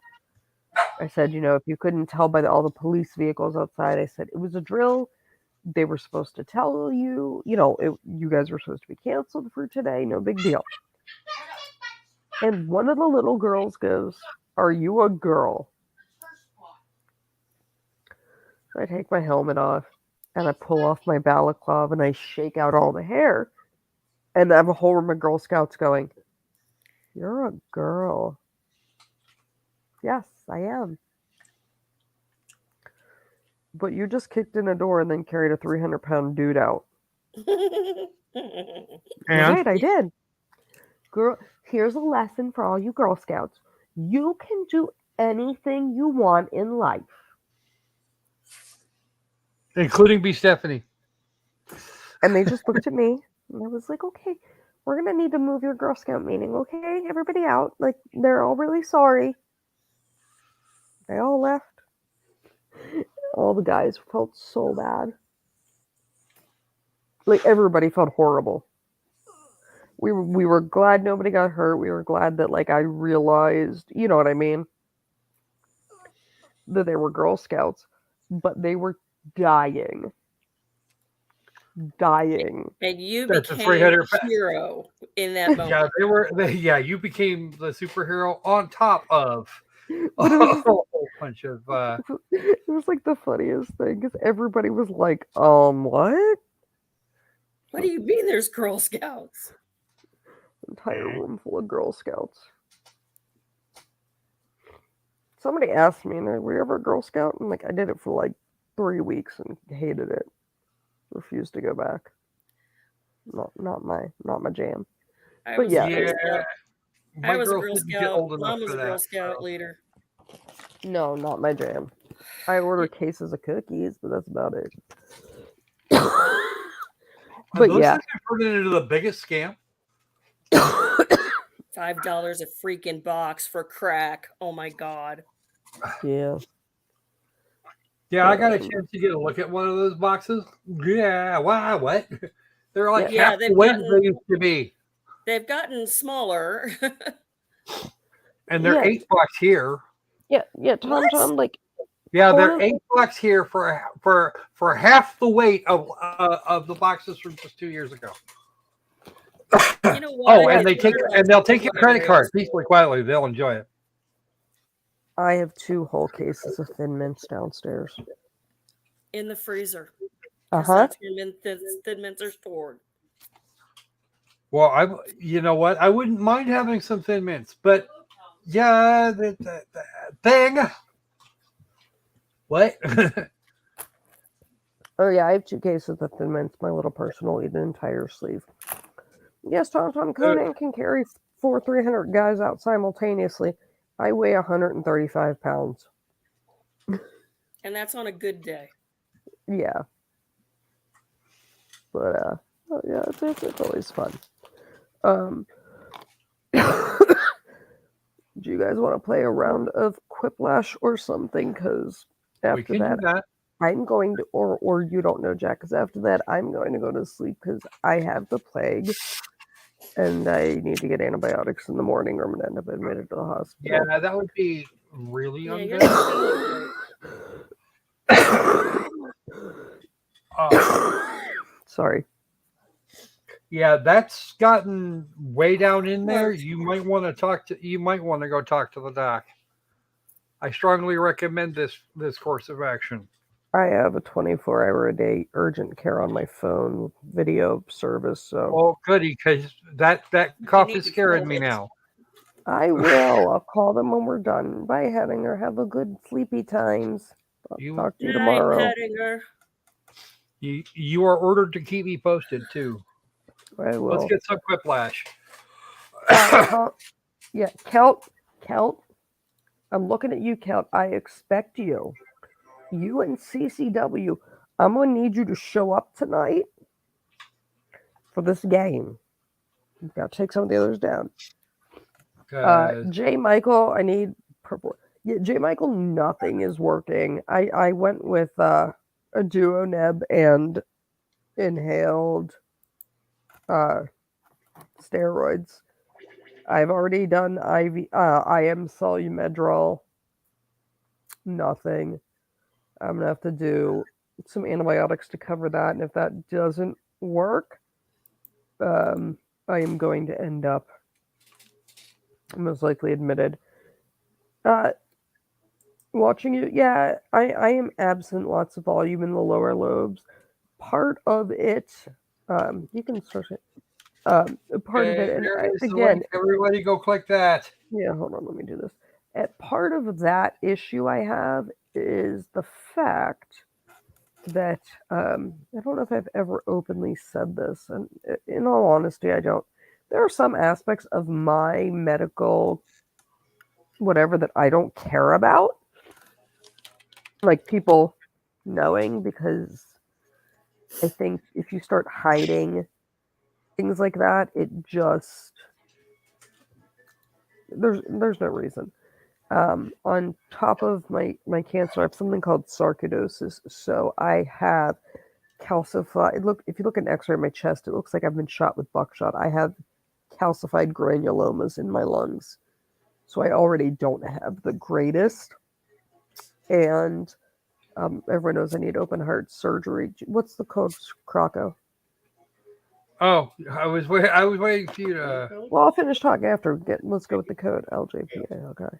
LJ Lima Juliet Papa Alpha.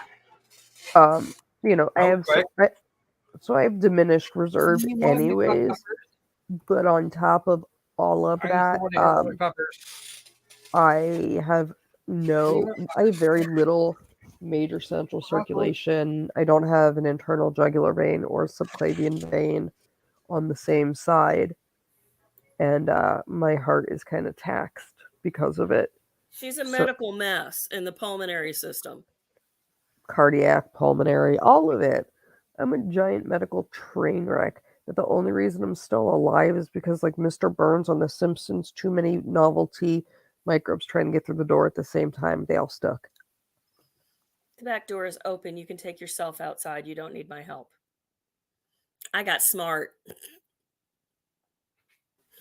It's 9:30. It's go outside time. Come on, one more player. We got Tom Tom. We got J. Michael. You can add a lot if you just go back to there's CCW. Yay! Anybody else that types in the room code now gets to be in the audience and vote on just how much we suck. It'll be great. J. Michael, I'm missing the IJ, the innominate, and everything on that side, and my vena cava is 40% of the size it should be. I have severe superior vena cava syndrome. So that plus, sarco and crapola in my lungs does not help me when some of your tidal volume is now taken up by masses. So watching you, that cough. I'm definitely absent volume in the lower lobes, but with the amount of chemotherapeutic immunosuppressants on my risk is like a fungal pneumonia or something that I end up with. Come on, Croc. Croc's having issues. He always says, Count, do me proud. Do us proud. Mayor Wrench McGnome's doing shift turnovers. We don't have him. Oh, that might actually be kind of good. I might stand a chance. He was kicking my butt the last 2 days. CCW, that can be your icon. I will make it a channel rule. Nobody else can take CCW's one-eyed guy icon. No, I always choose a little smiley face, dude. Just like nobody can take my vampires since I'm the Romanian vampire, according to people. And Squirrel always takes the one-armed cactus. Arm, other appendage, whatever you'd like to say it is. I was being nice. I wasn't. I know. I love you. Mm-hmm. I had to filter today, so I had to swallow my tongue and be nice to people. And I finally decided that I was tired of coffee, and since I couldn't have my anti-murdery juice anymore, and I really didn't want to increase my insurance deductible by repeatedly running into a coworker's car with my hitch of my pickup truck, I came home. You could have just texted me for pictures of a little princess. No, I actually needed to get out of the office and keep finishing up my workday. Because if I would have gotten pictures of our little princess, I would have not done anything else for the rest of the day, and I had stuff to do. Mm-hmm. So I just came okay. Okay. Are we ready? We are ready anytime you folks are. We are ready. And just a sec. Okay. Click. In 3, 2, 1. We're going.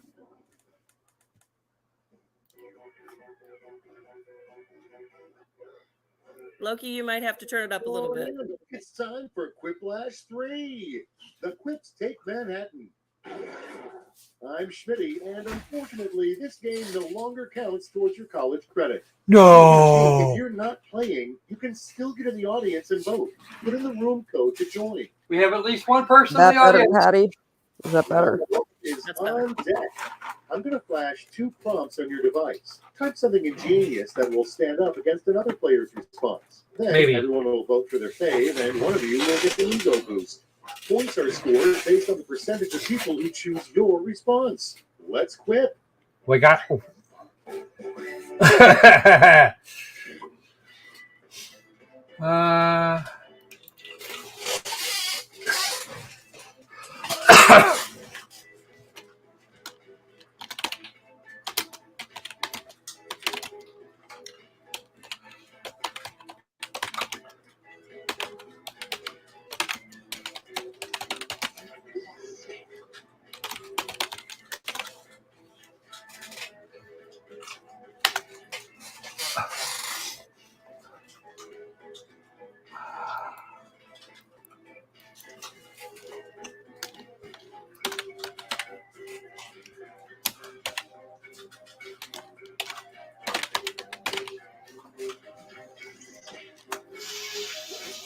Okay.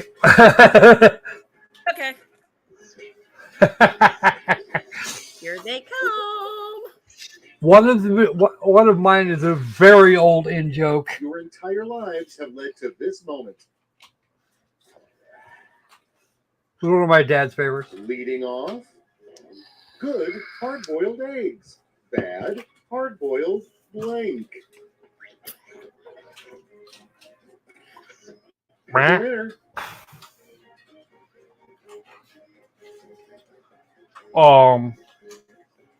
What am I supposed to do with this? Pick one. Eh?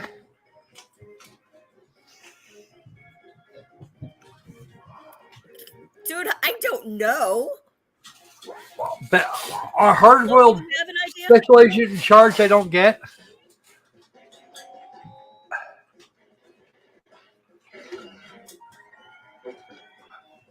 Maybe John Michael doesn't know what a hard-boiled egg is. Let's see how they handle I know they're good. the best way to stay young forever.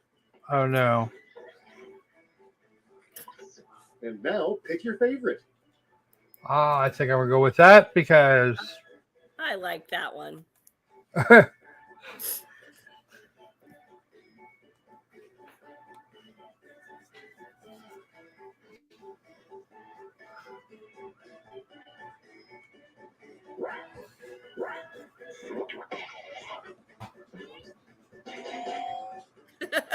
$50-50. Oh, the audience like Tom Tom. Tom. Good. Let's see the next one. Something you shouldn't say in a crowded elevator. Now it's time to vote for your favorite.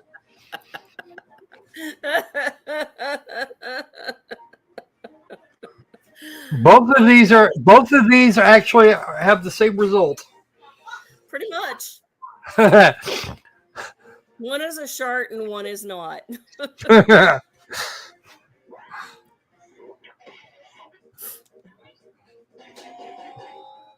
Somebody heard at least one person has heard of the Hungarian barking spiders. That's what my dad used to blame the All right, farts on, check this out. Yeah, I've heard those. especially when they were done by the dog. Kill Disco is called the Funky Blank. Decisions. Choose your favorite. We already know how that's gonna go. Yeah, pretty much. It's guaranteed at least one vote. Yeah, at least one. 2. We got 3, Wow. and it still lost, despite the fact that was the actual We have move. the name of a cologne that would be a woman repellent. I'm guaranteeing. Yeah, no, they. Voting time.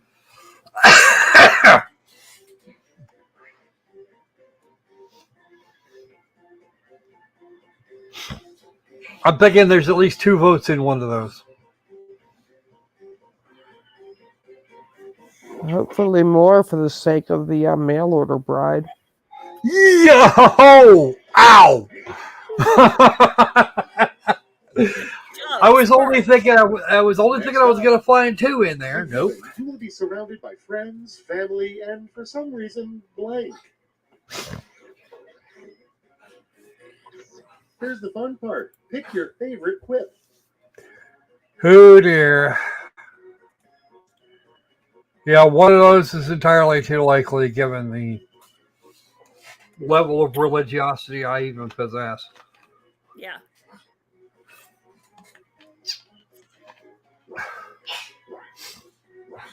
Um,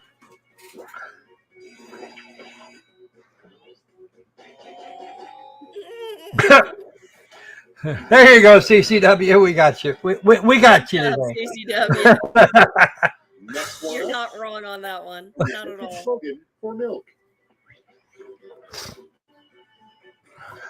All right, vote for the one you like best.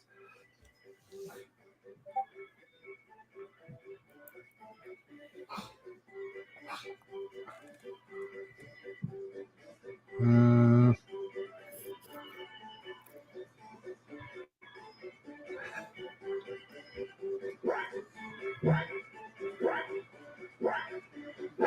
One of those answers confuses me. Mm-hmm. Oh! Good job. Ow! Let's keep it Yikes! going. In the republic of this player, Oh the God. national would be blank. Oh no! Okay, everybody, pick your favorite I'm quip. going with that one because I always like me a John reference.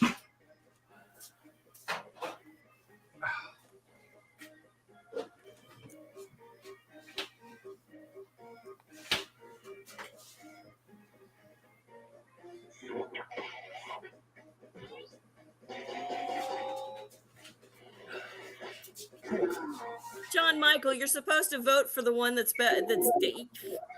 Ah, That was round one. Let's take a peek at those scores, I shall say we? you're bad ever again. Wow!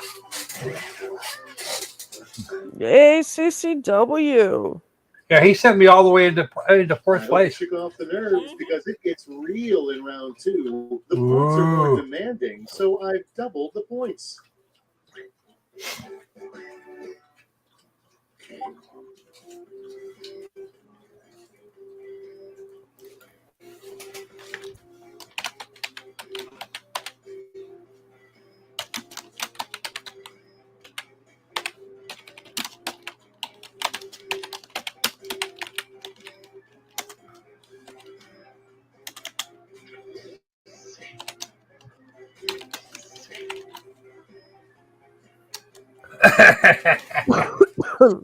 uh, You eventually were going to get hit with some sort of cease and desist on the Cortina thing, right? No, we're not. Because unfortunately, in his own words at the beginning of that thing, you can say whatever you want. You don't have to be nice. Being nice is not against YouTube anything, and it's not defamation. That's true. I'm allowed to have an opinion and my First Amendment rights. And you do have an see, opinion. this isn't defamation. This is mocking. This is mocking. It is At the front of the line satire. is- It's satire, parody, whatever you'd like. Specifically for people over 70. Oh, please What? put prune. Oh, jeez. Have at 'em. Mouth balls. Yeah, I admit that one's crazier. Don't worry for too long. I figured somebody put prune. I think he was looking for mothballs. Whoever this person was. Yeah. It may be CCW's sip and blow. CCW, are you enjoying a nice single malt scotch? No, it was J. Michael. Without further I want to ado, change my answer. the name of a movie that only uses footage from a car's rear camera. Oh dear. Okay, choose. your Oh favorite. dear.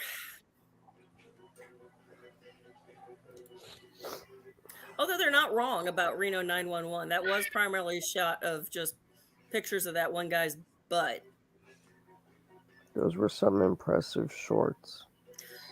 Yeah, Daisy Duke's on a dude.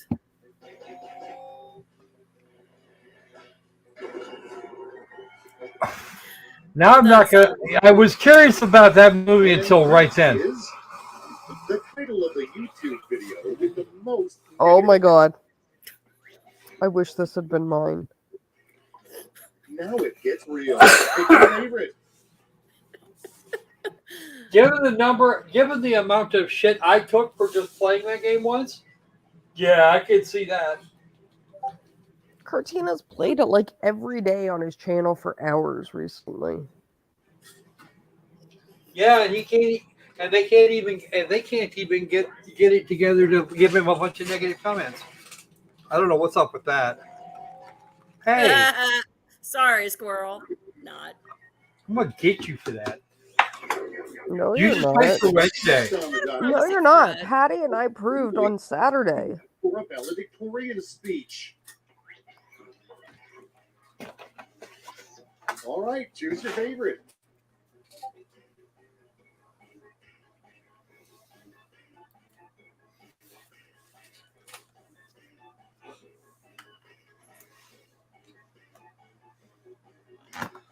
Mocking Kurt is just fun. No, we got stuff to do on Wednesday. Oh, good.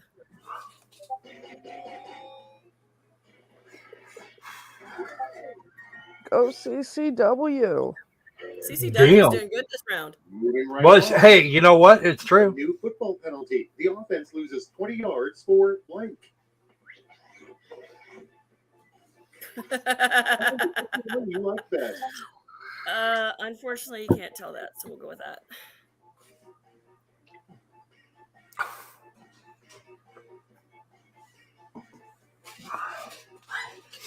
Hi, Blanche. You want me to hold your paw? Okay, I'm holding your paw. Blanche is like, Mommy. She got left at home for a while today while I went to work the office. Oh no, Mom- poor Blanchie. Oh, believe me, I suffered for it when I got home. Mommy, hold my hand. Why can't we just call it blank?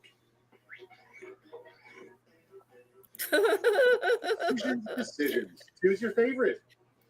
I like that one. Way too many syllables, but I like it. that one too. Hi.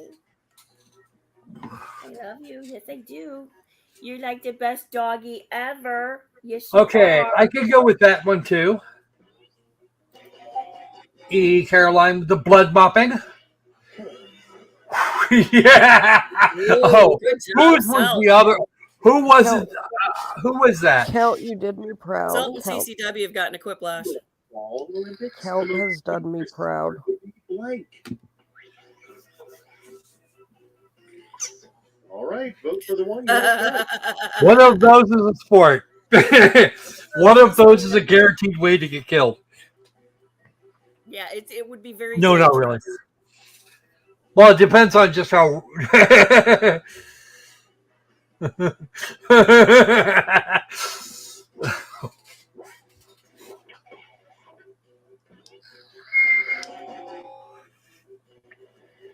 Wow, I see how it is. Yep. Next we have. The They're worst afraid of thing me, about dating Loki a dear. bearded man. No, they love me. They know I wouldn't do anything to my loves. Now it gets real. Pick your favorite. That's disgusting. all my Both of beasties, them. all of my beasties know that I love them and that I will rain down hell and discontent on anybody that's mean to my beasties. Can we get you employed in Little Rock so you can come sit in my office and shoo away a coworker? Sure. I'll just Perfect. give you a small child. Even She's better. real good at that. Oh. CCW, you are rocking. I will lose to you anytime. No more round two for you. It's scoreboard time. That's okay. Today she announced to a classmate, I not know what I do'd make you think I like you, but I don't. So tell me. Wait. So tell me, so I not do it again. Final round. Ow. To end all rounds. I'll be sending each of you. Yeah, I got a phone call about that one real quick. 3 Yeah. separate She, responses. One of you wasn't paying attention, but that's fine. she Well, has no there's filter. well, no, there's 2 girls and 8 boys.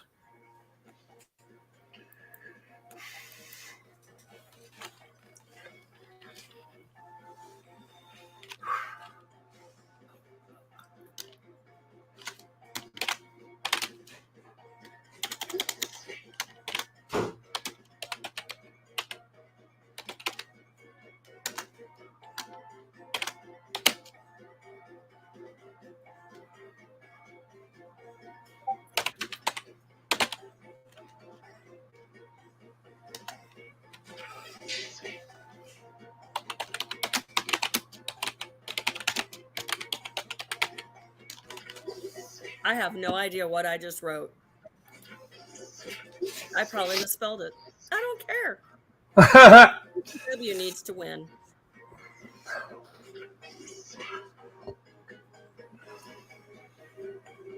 This is what happens when I watch anime with Dragon before I come online. I lose all my snark.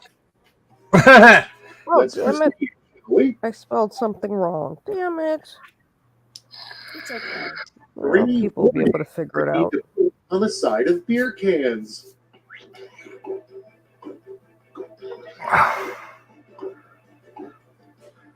Here's the fun part. Pick your favorite quip.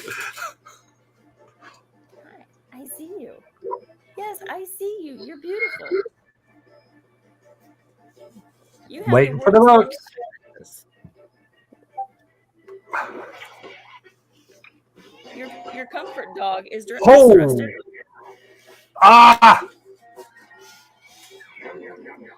The audience voted me. The 3 steps required to bake the worst loaf of bread.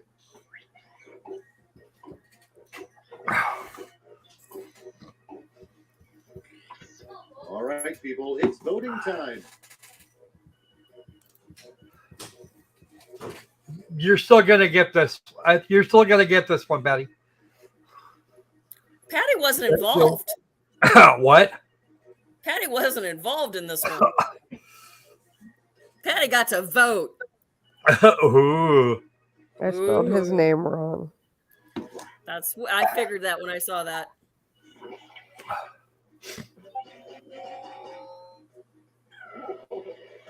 Oh, and you.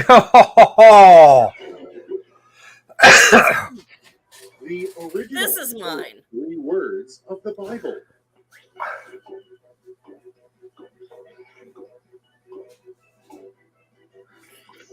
And now it's time to vote for your favorite. See, I would have put this is fiction.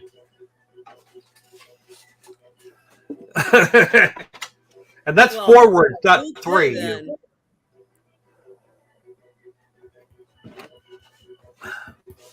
Because that would just be yeah. If you're gonna do it right. Be controversial.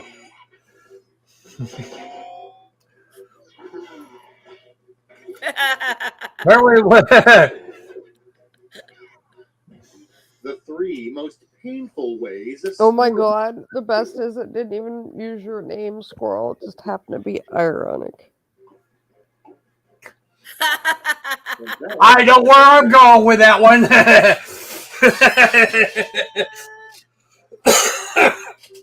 Screw the Mississippi Squirrel Revival. Where's my rifle?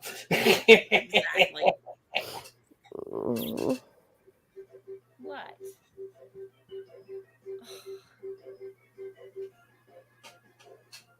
Who needs a husband when you have an apple who's learned how to pull a ponytail? Oh, we could have done. That should have been better. I guess this is really happening. CCW, I think you won. Yeah, I think Where's CCW's our my victor. rifle? CCW Kelp. or Kelp. And Loki still got out in front. Wow, good job, Loki. I don't know how that happened. It was because of Cortina baking bread. Probably. Baking bread on Cortina, or Or the other mammal booby juiced. all right, control chaos on the first order. Yes, Kelt. Do we want to do this again with the same players? Or anybody want to change their name? We can do one more, and then I'm gonna have to call it a night. Okay, one more. Wait, Ah. okay, hold on 1 minute, because Mayor McNome will be here in a second. Well, we're at this. We're If gonna we play want to with the try same and change eight. up the players, then We're gonna have to. I'm watching who's going to bed, so McNome can take the place. Who what? We'll have to just start again. Watching who's going to bed, McNome can take his place. Okay, fine. I'm game. If watching is going to bed, we can go back to the game menus and do the thing. There we go. Takes 2 seconds. What is it? I'm going to build a quiplash thing for you guys.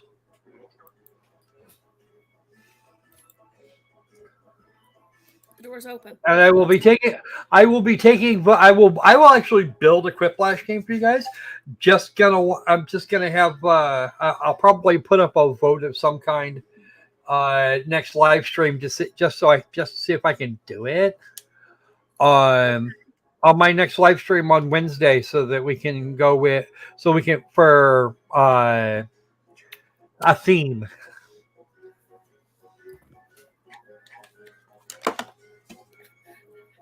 Okay, I get it. Fine.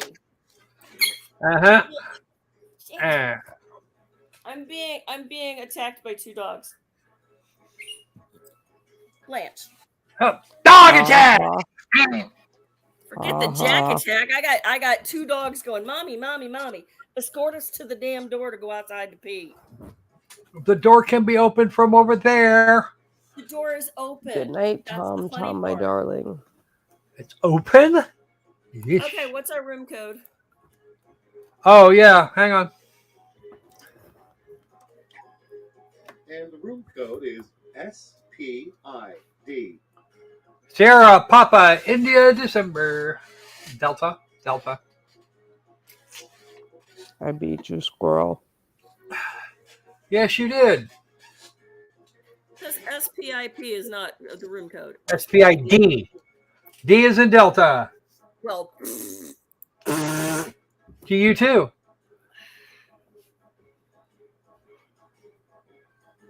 come on. Get out of the way.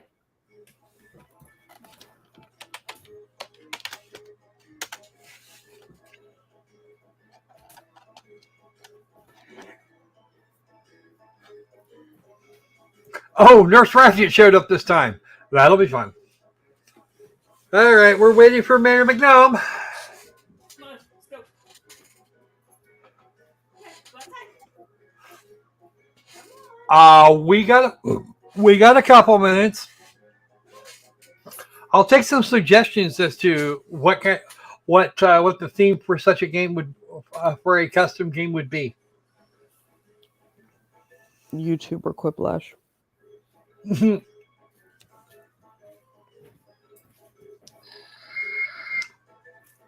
Tortilla craziness.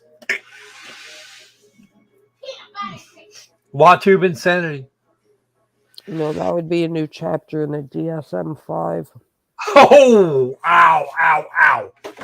You know, they've already started work on the DSM-6. Yeah, I have 4 and 5 already. That and I have a the past copy- 3 years OSHA manuals, they're the best cure for insomnia. Oh, I know, right? No, I think I have a PDF. I have PDF copies of 4TR and 5 somewhere. It's on a hard drive. Yeah.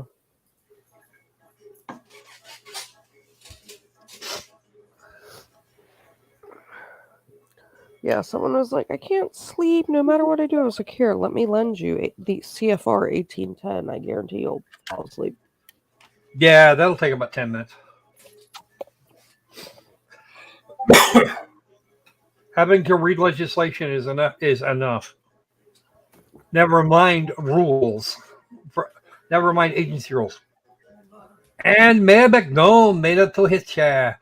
Okay, folks, and the audience members, you know what to do.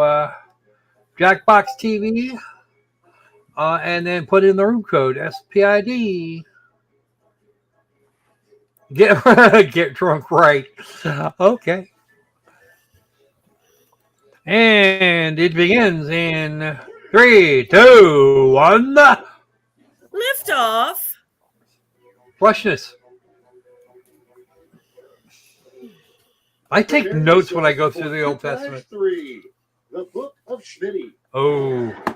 I'm your host, Schmitty. And does anybody here have I've read it in its original language. No? Checking? No? Well, my quest continues. Aramaic. Don't look now, but it's round 1. Points Yeah, are I can do awarded. Aramaic, Hebrew, and Arabic. So make them count. Remind me after stream. Look, is a conversation we probably that needs to be had.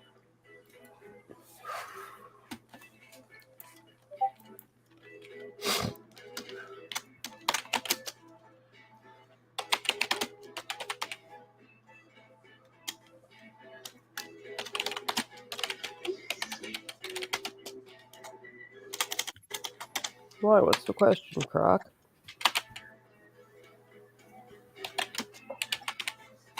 Not here. Okay.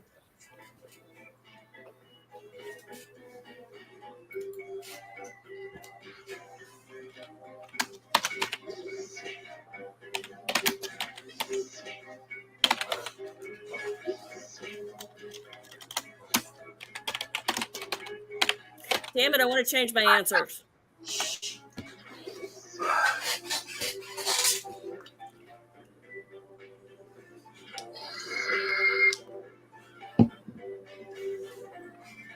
No.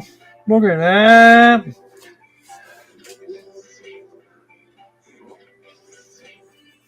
Oh, I am so ready for this next part. And going first is, what's your mom worrying about today? Voting time.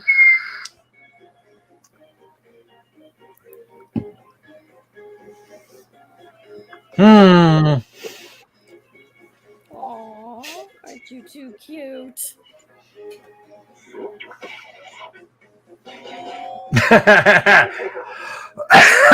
Split it with you, Loki. And next, hurrah! The United States is the world leader in blank. Oh, God. Okay, everybody, pick your favorite quip.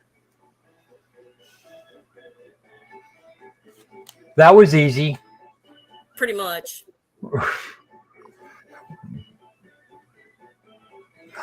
Giving other countries their entire military. McNome, McNome you is did me back. proud. I love you, McNome. Let's see the next one. Movie reboot idea. The Devil Wears Blank. All right, who's your favorite? I do have some.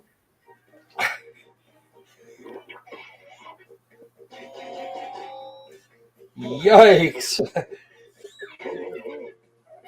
Nurse Next Ratchet, you're funny. Remember, kids, if it doesn't have blank, it's not anime. Okay, choose your favorite. It's anime. Nutcase.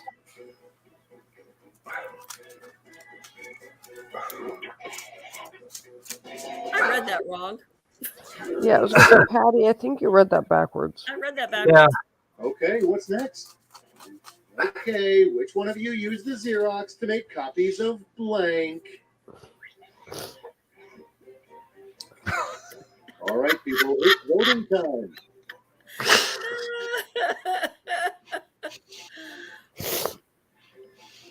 Why this show is not for children. Pretty much. Oh well.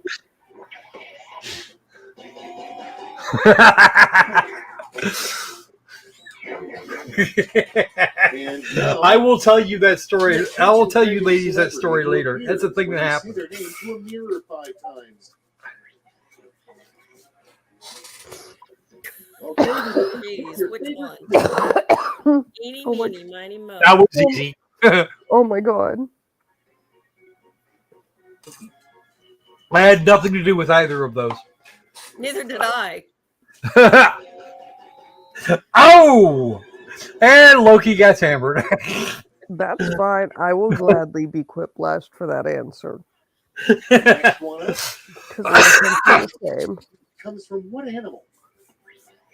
Unicorn. And now it's time to vote for your favorite. Okay, I'm going with that. I would have said unicorn. Yeah, no. Technically, in some religions, it's beef, in others, it's pork.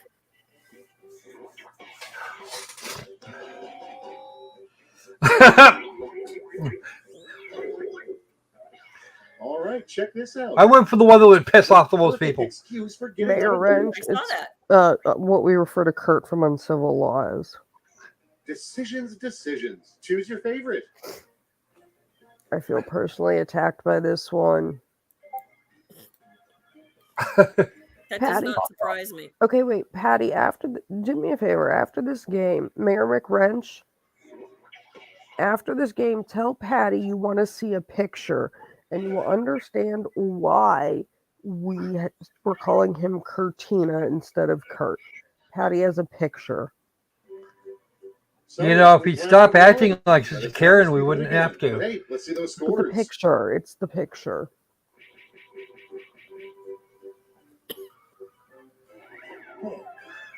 Nurse Ratchet is doing well. Very well. I see round 2 in your future, where points will be doubled That was and my stakes dad's will nickname be for my higher. mom. Brings back such good memories.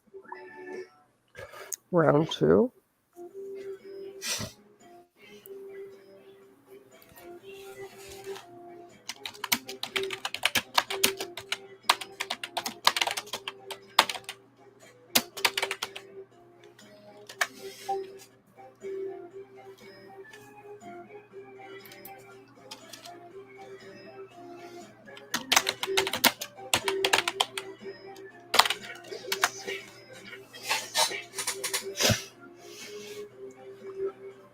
I just realized with my one answer that Snark Patrol isn't here, so I don't know if it'll make sense.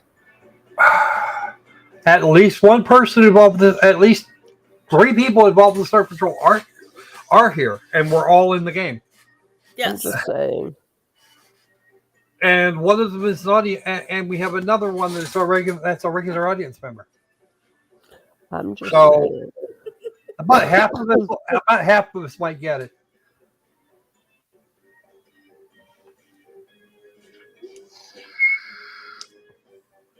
I finally got some good questions that I could come up with some really good answers to them. Yeah, mine were. Almost out of time. Don't forget your safety quips. Come on, CCW. There we go. Okay, cool. It's go time. No safety quip for CCW. Nope. Up to bat, we have what God was thinking when he designed the butt. All right, Yep. vote.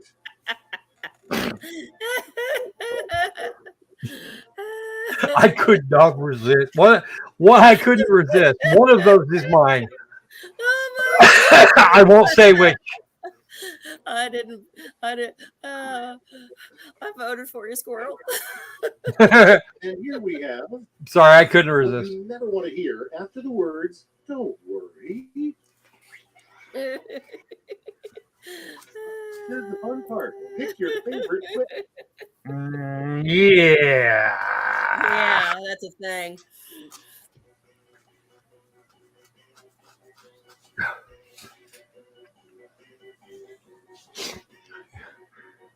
If it might be a cold sore, you're not as screwed. You might not be screwed. Let's keep it going. Loki, you're not wrong. Biggest difference Uh-huh. between birds and airplanes. Now it gets real. Pick your favorite. That's not actually true, but okay.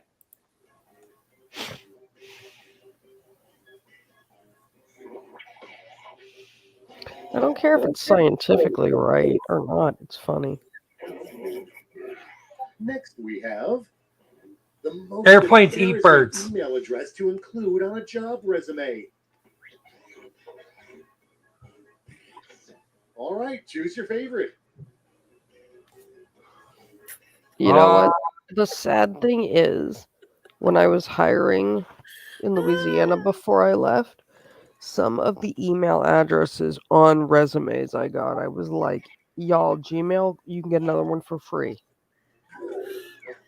Hey, Nurse Ratchet, at least I didn't let you quiplash me. The Greeks invented democracy, but few know they also invented blank. And now, pick your favorite.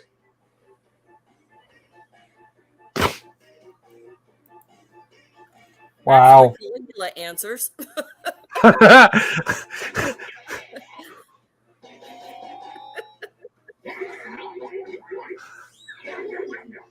Mayor McDonald's was not actually true. The most Mine was. dating faux pas among dragons. Oh, where is Opal? Not pickling Opal's Which one do you eggs. like best? Poor Opal. He's not Where even- is Opal? He's listening to the RGE. Yeah, I know. But after I did this, I was like, oh, wait, Opal's not here.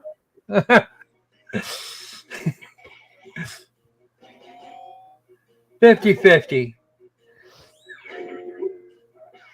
Moving right along. You have to defeat this player in We're all that screwed. order. Dude, you're fucked. What do you choose? Naginata. All right, vote for the one you like best. I'd go for the Naginata if I was actually going to try and do that. Why? Because that gives me a whole bunch of reach. I don't think A cups are going to cut it for a Next duel. on the docket, You're welcome, CCW. known as the next 50 Shades of Grey. Oh no. Yep, I knew this was going to happen. Okay, I'm going for. I I'm knew doing that that one. one was coming.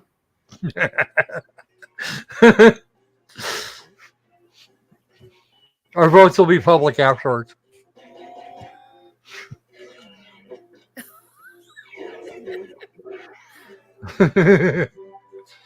Was round two as good for you as it was for me? Let's find No. out. Yeah, probably not. No. I think CCW or Nurse Ratchet are kicking our asses. Nurse Salt, Ratchet. Yeah, Nurse Ratchet's got it. Salt and Nurse Ratchet. Carlos, we're going to have it here in a minute. Riplash, where all quick roads lead. You'll each receive a prompt that requires 3 separate responses. Remember, big points mean big pressure.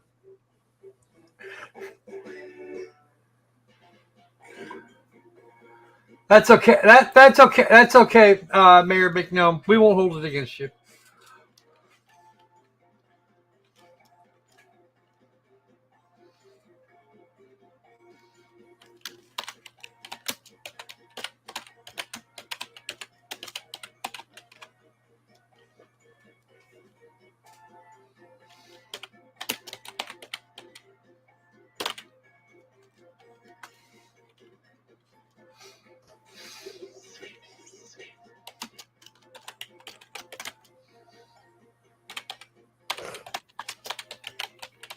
J. Michael, we're rocking this round.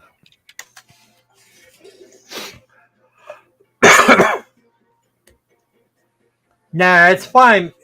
Dude, you kicked all our asses yesterday. You wiped the floor with us that one round. Damn.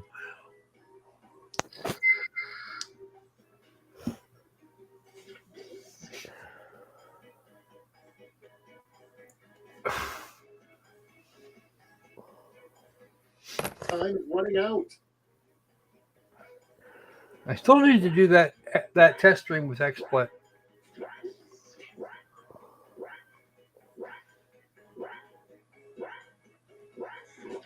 I'm ready if you are. The 3 worst materials to build your house out of.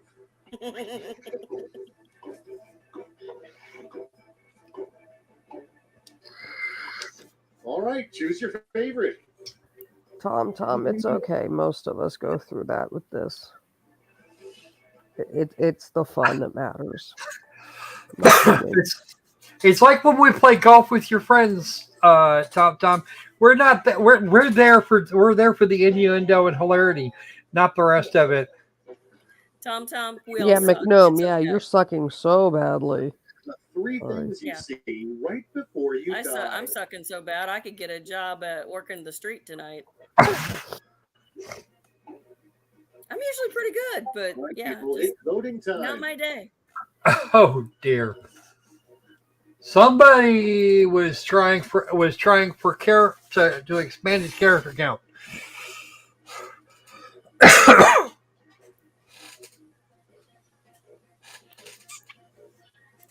And quitting is not allowed. Exactly. You don't want to be a quitter. You don't know that.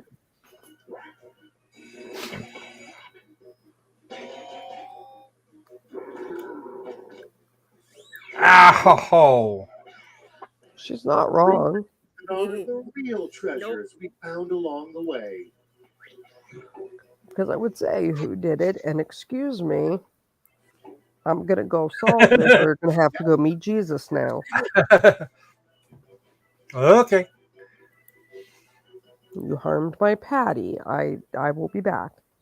Actually, you know what? I have a cute little person who, if I say something happened to Aunt Patty, will rain down hell and discontent on everybody. It's okay. Cool. I can inherit my stuffed animal Sorry, collection. CCW. She can inherit my stuffed animal collection. Suddenly feel on your shoulder.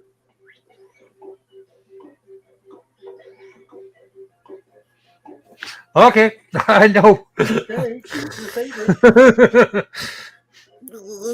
That's just one thing 3 times, though. I don't care. It's still disgusting. Speaking of, you have to put up that picture, Patty, for Mayor Wrench. Oh, it's in. You can share. You can share it internally.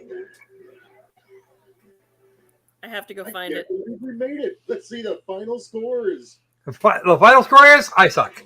I suck all of it. Go, Nurse Ratchet. Squirrel.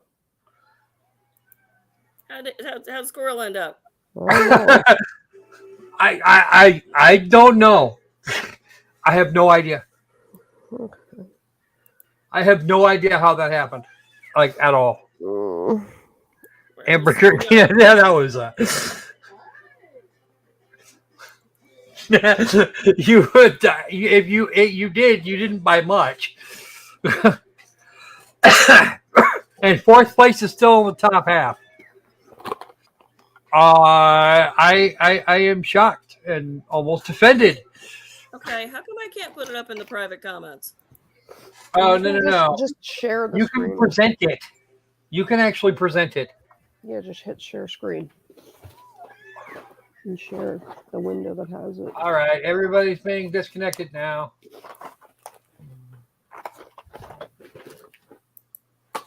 And then we're going to answer the Curtino question.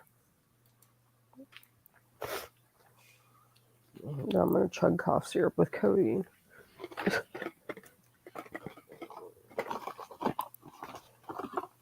Because that'll help my day. Mayor Wrench, we love you. You're not average. Okay, can he yeah, see hold on. it? Hold on. Oh. Somebody has to add it first. I did. Patty can Yeah, just zoom in now. I've got stuff pulled up on the screen though. Just zoom in, Patty. That's where I gotta go to it. Discord. Tom. What did you find?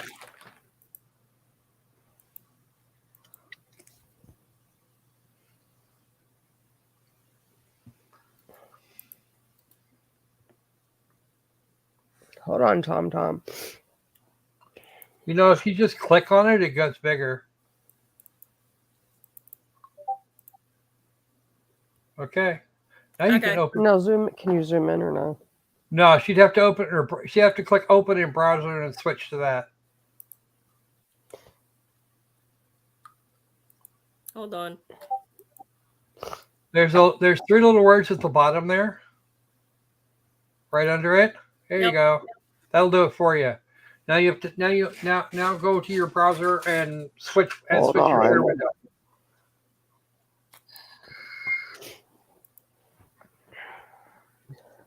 That is Kurt in a curly blonde wig. Yes, that is Kurt, also known as Uncivil Law, wearing a blonde wig, being a Karen. Ooh, you want to see Kill with Fire? I've got that game. There you go. That's the that's the same spot. Kurt That's the in same a blonde wig. All right. If you want to see Killing with Fire, Mayor McRange, I have that game. I can break it out for you anytime. Okay. Well, I'm going to sign off to everybody for tonight. I will talk to you all tomorrow. I love you, beasties. I love you all in the lair. You know where to get a hold of me.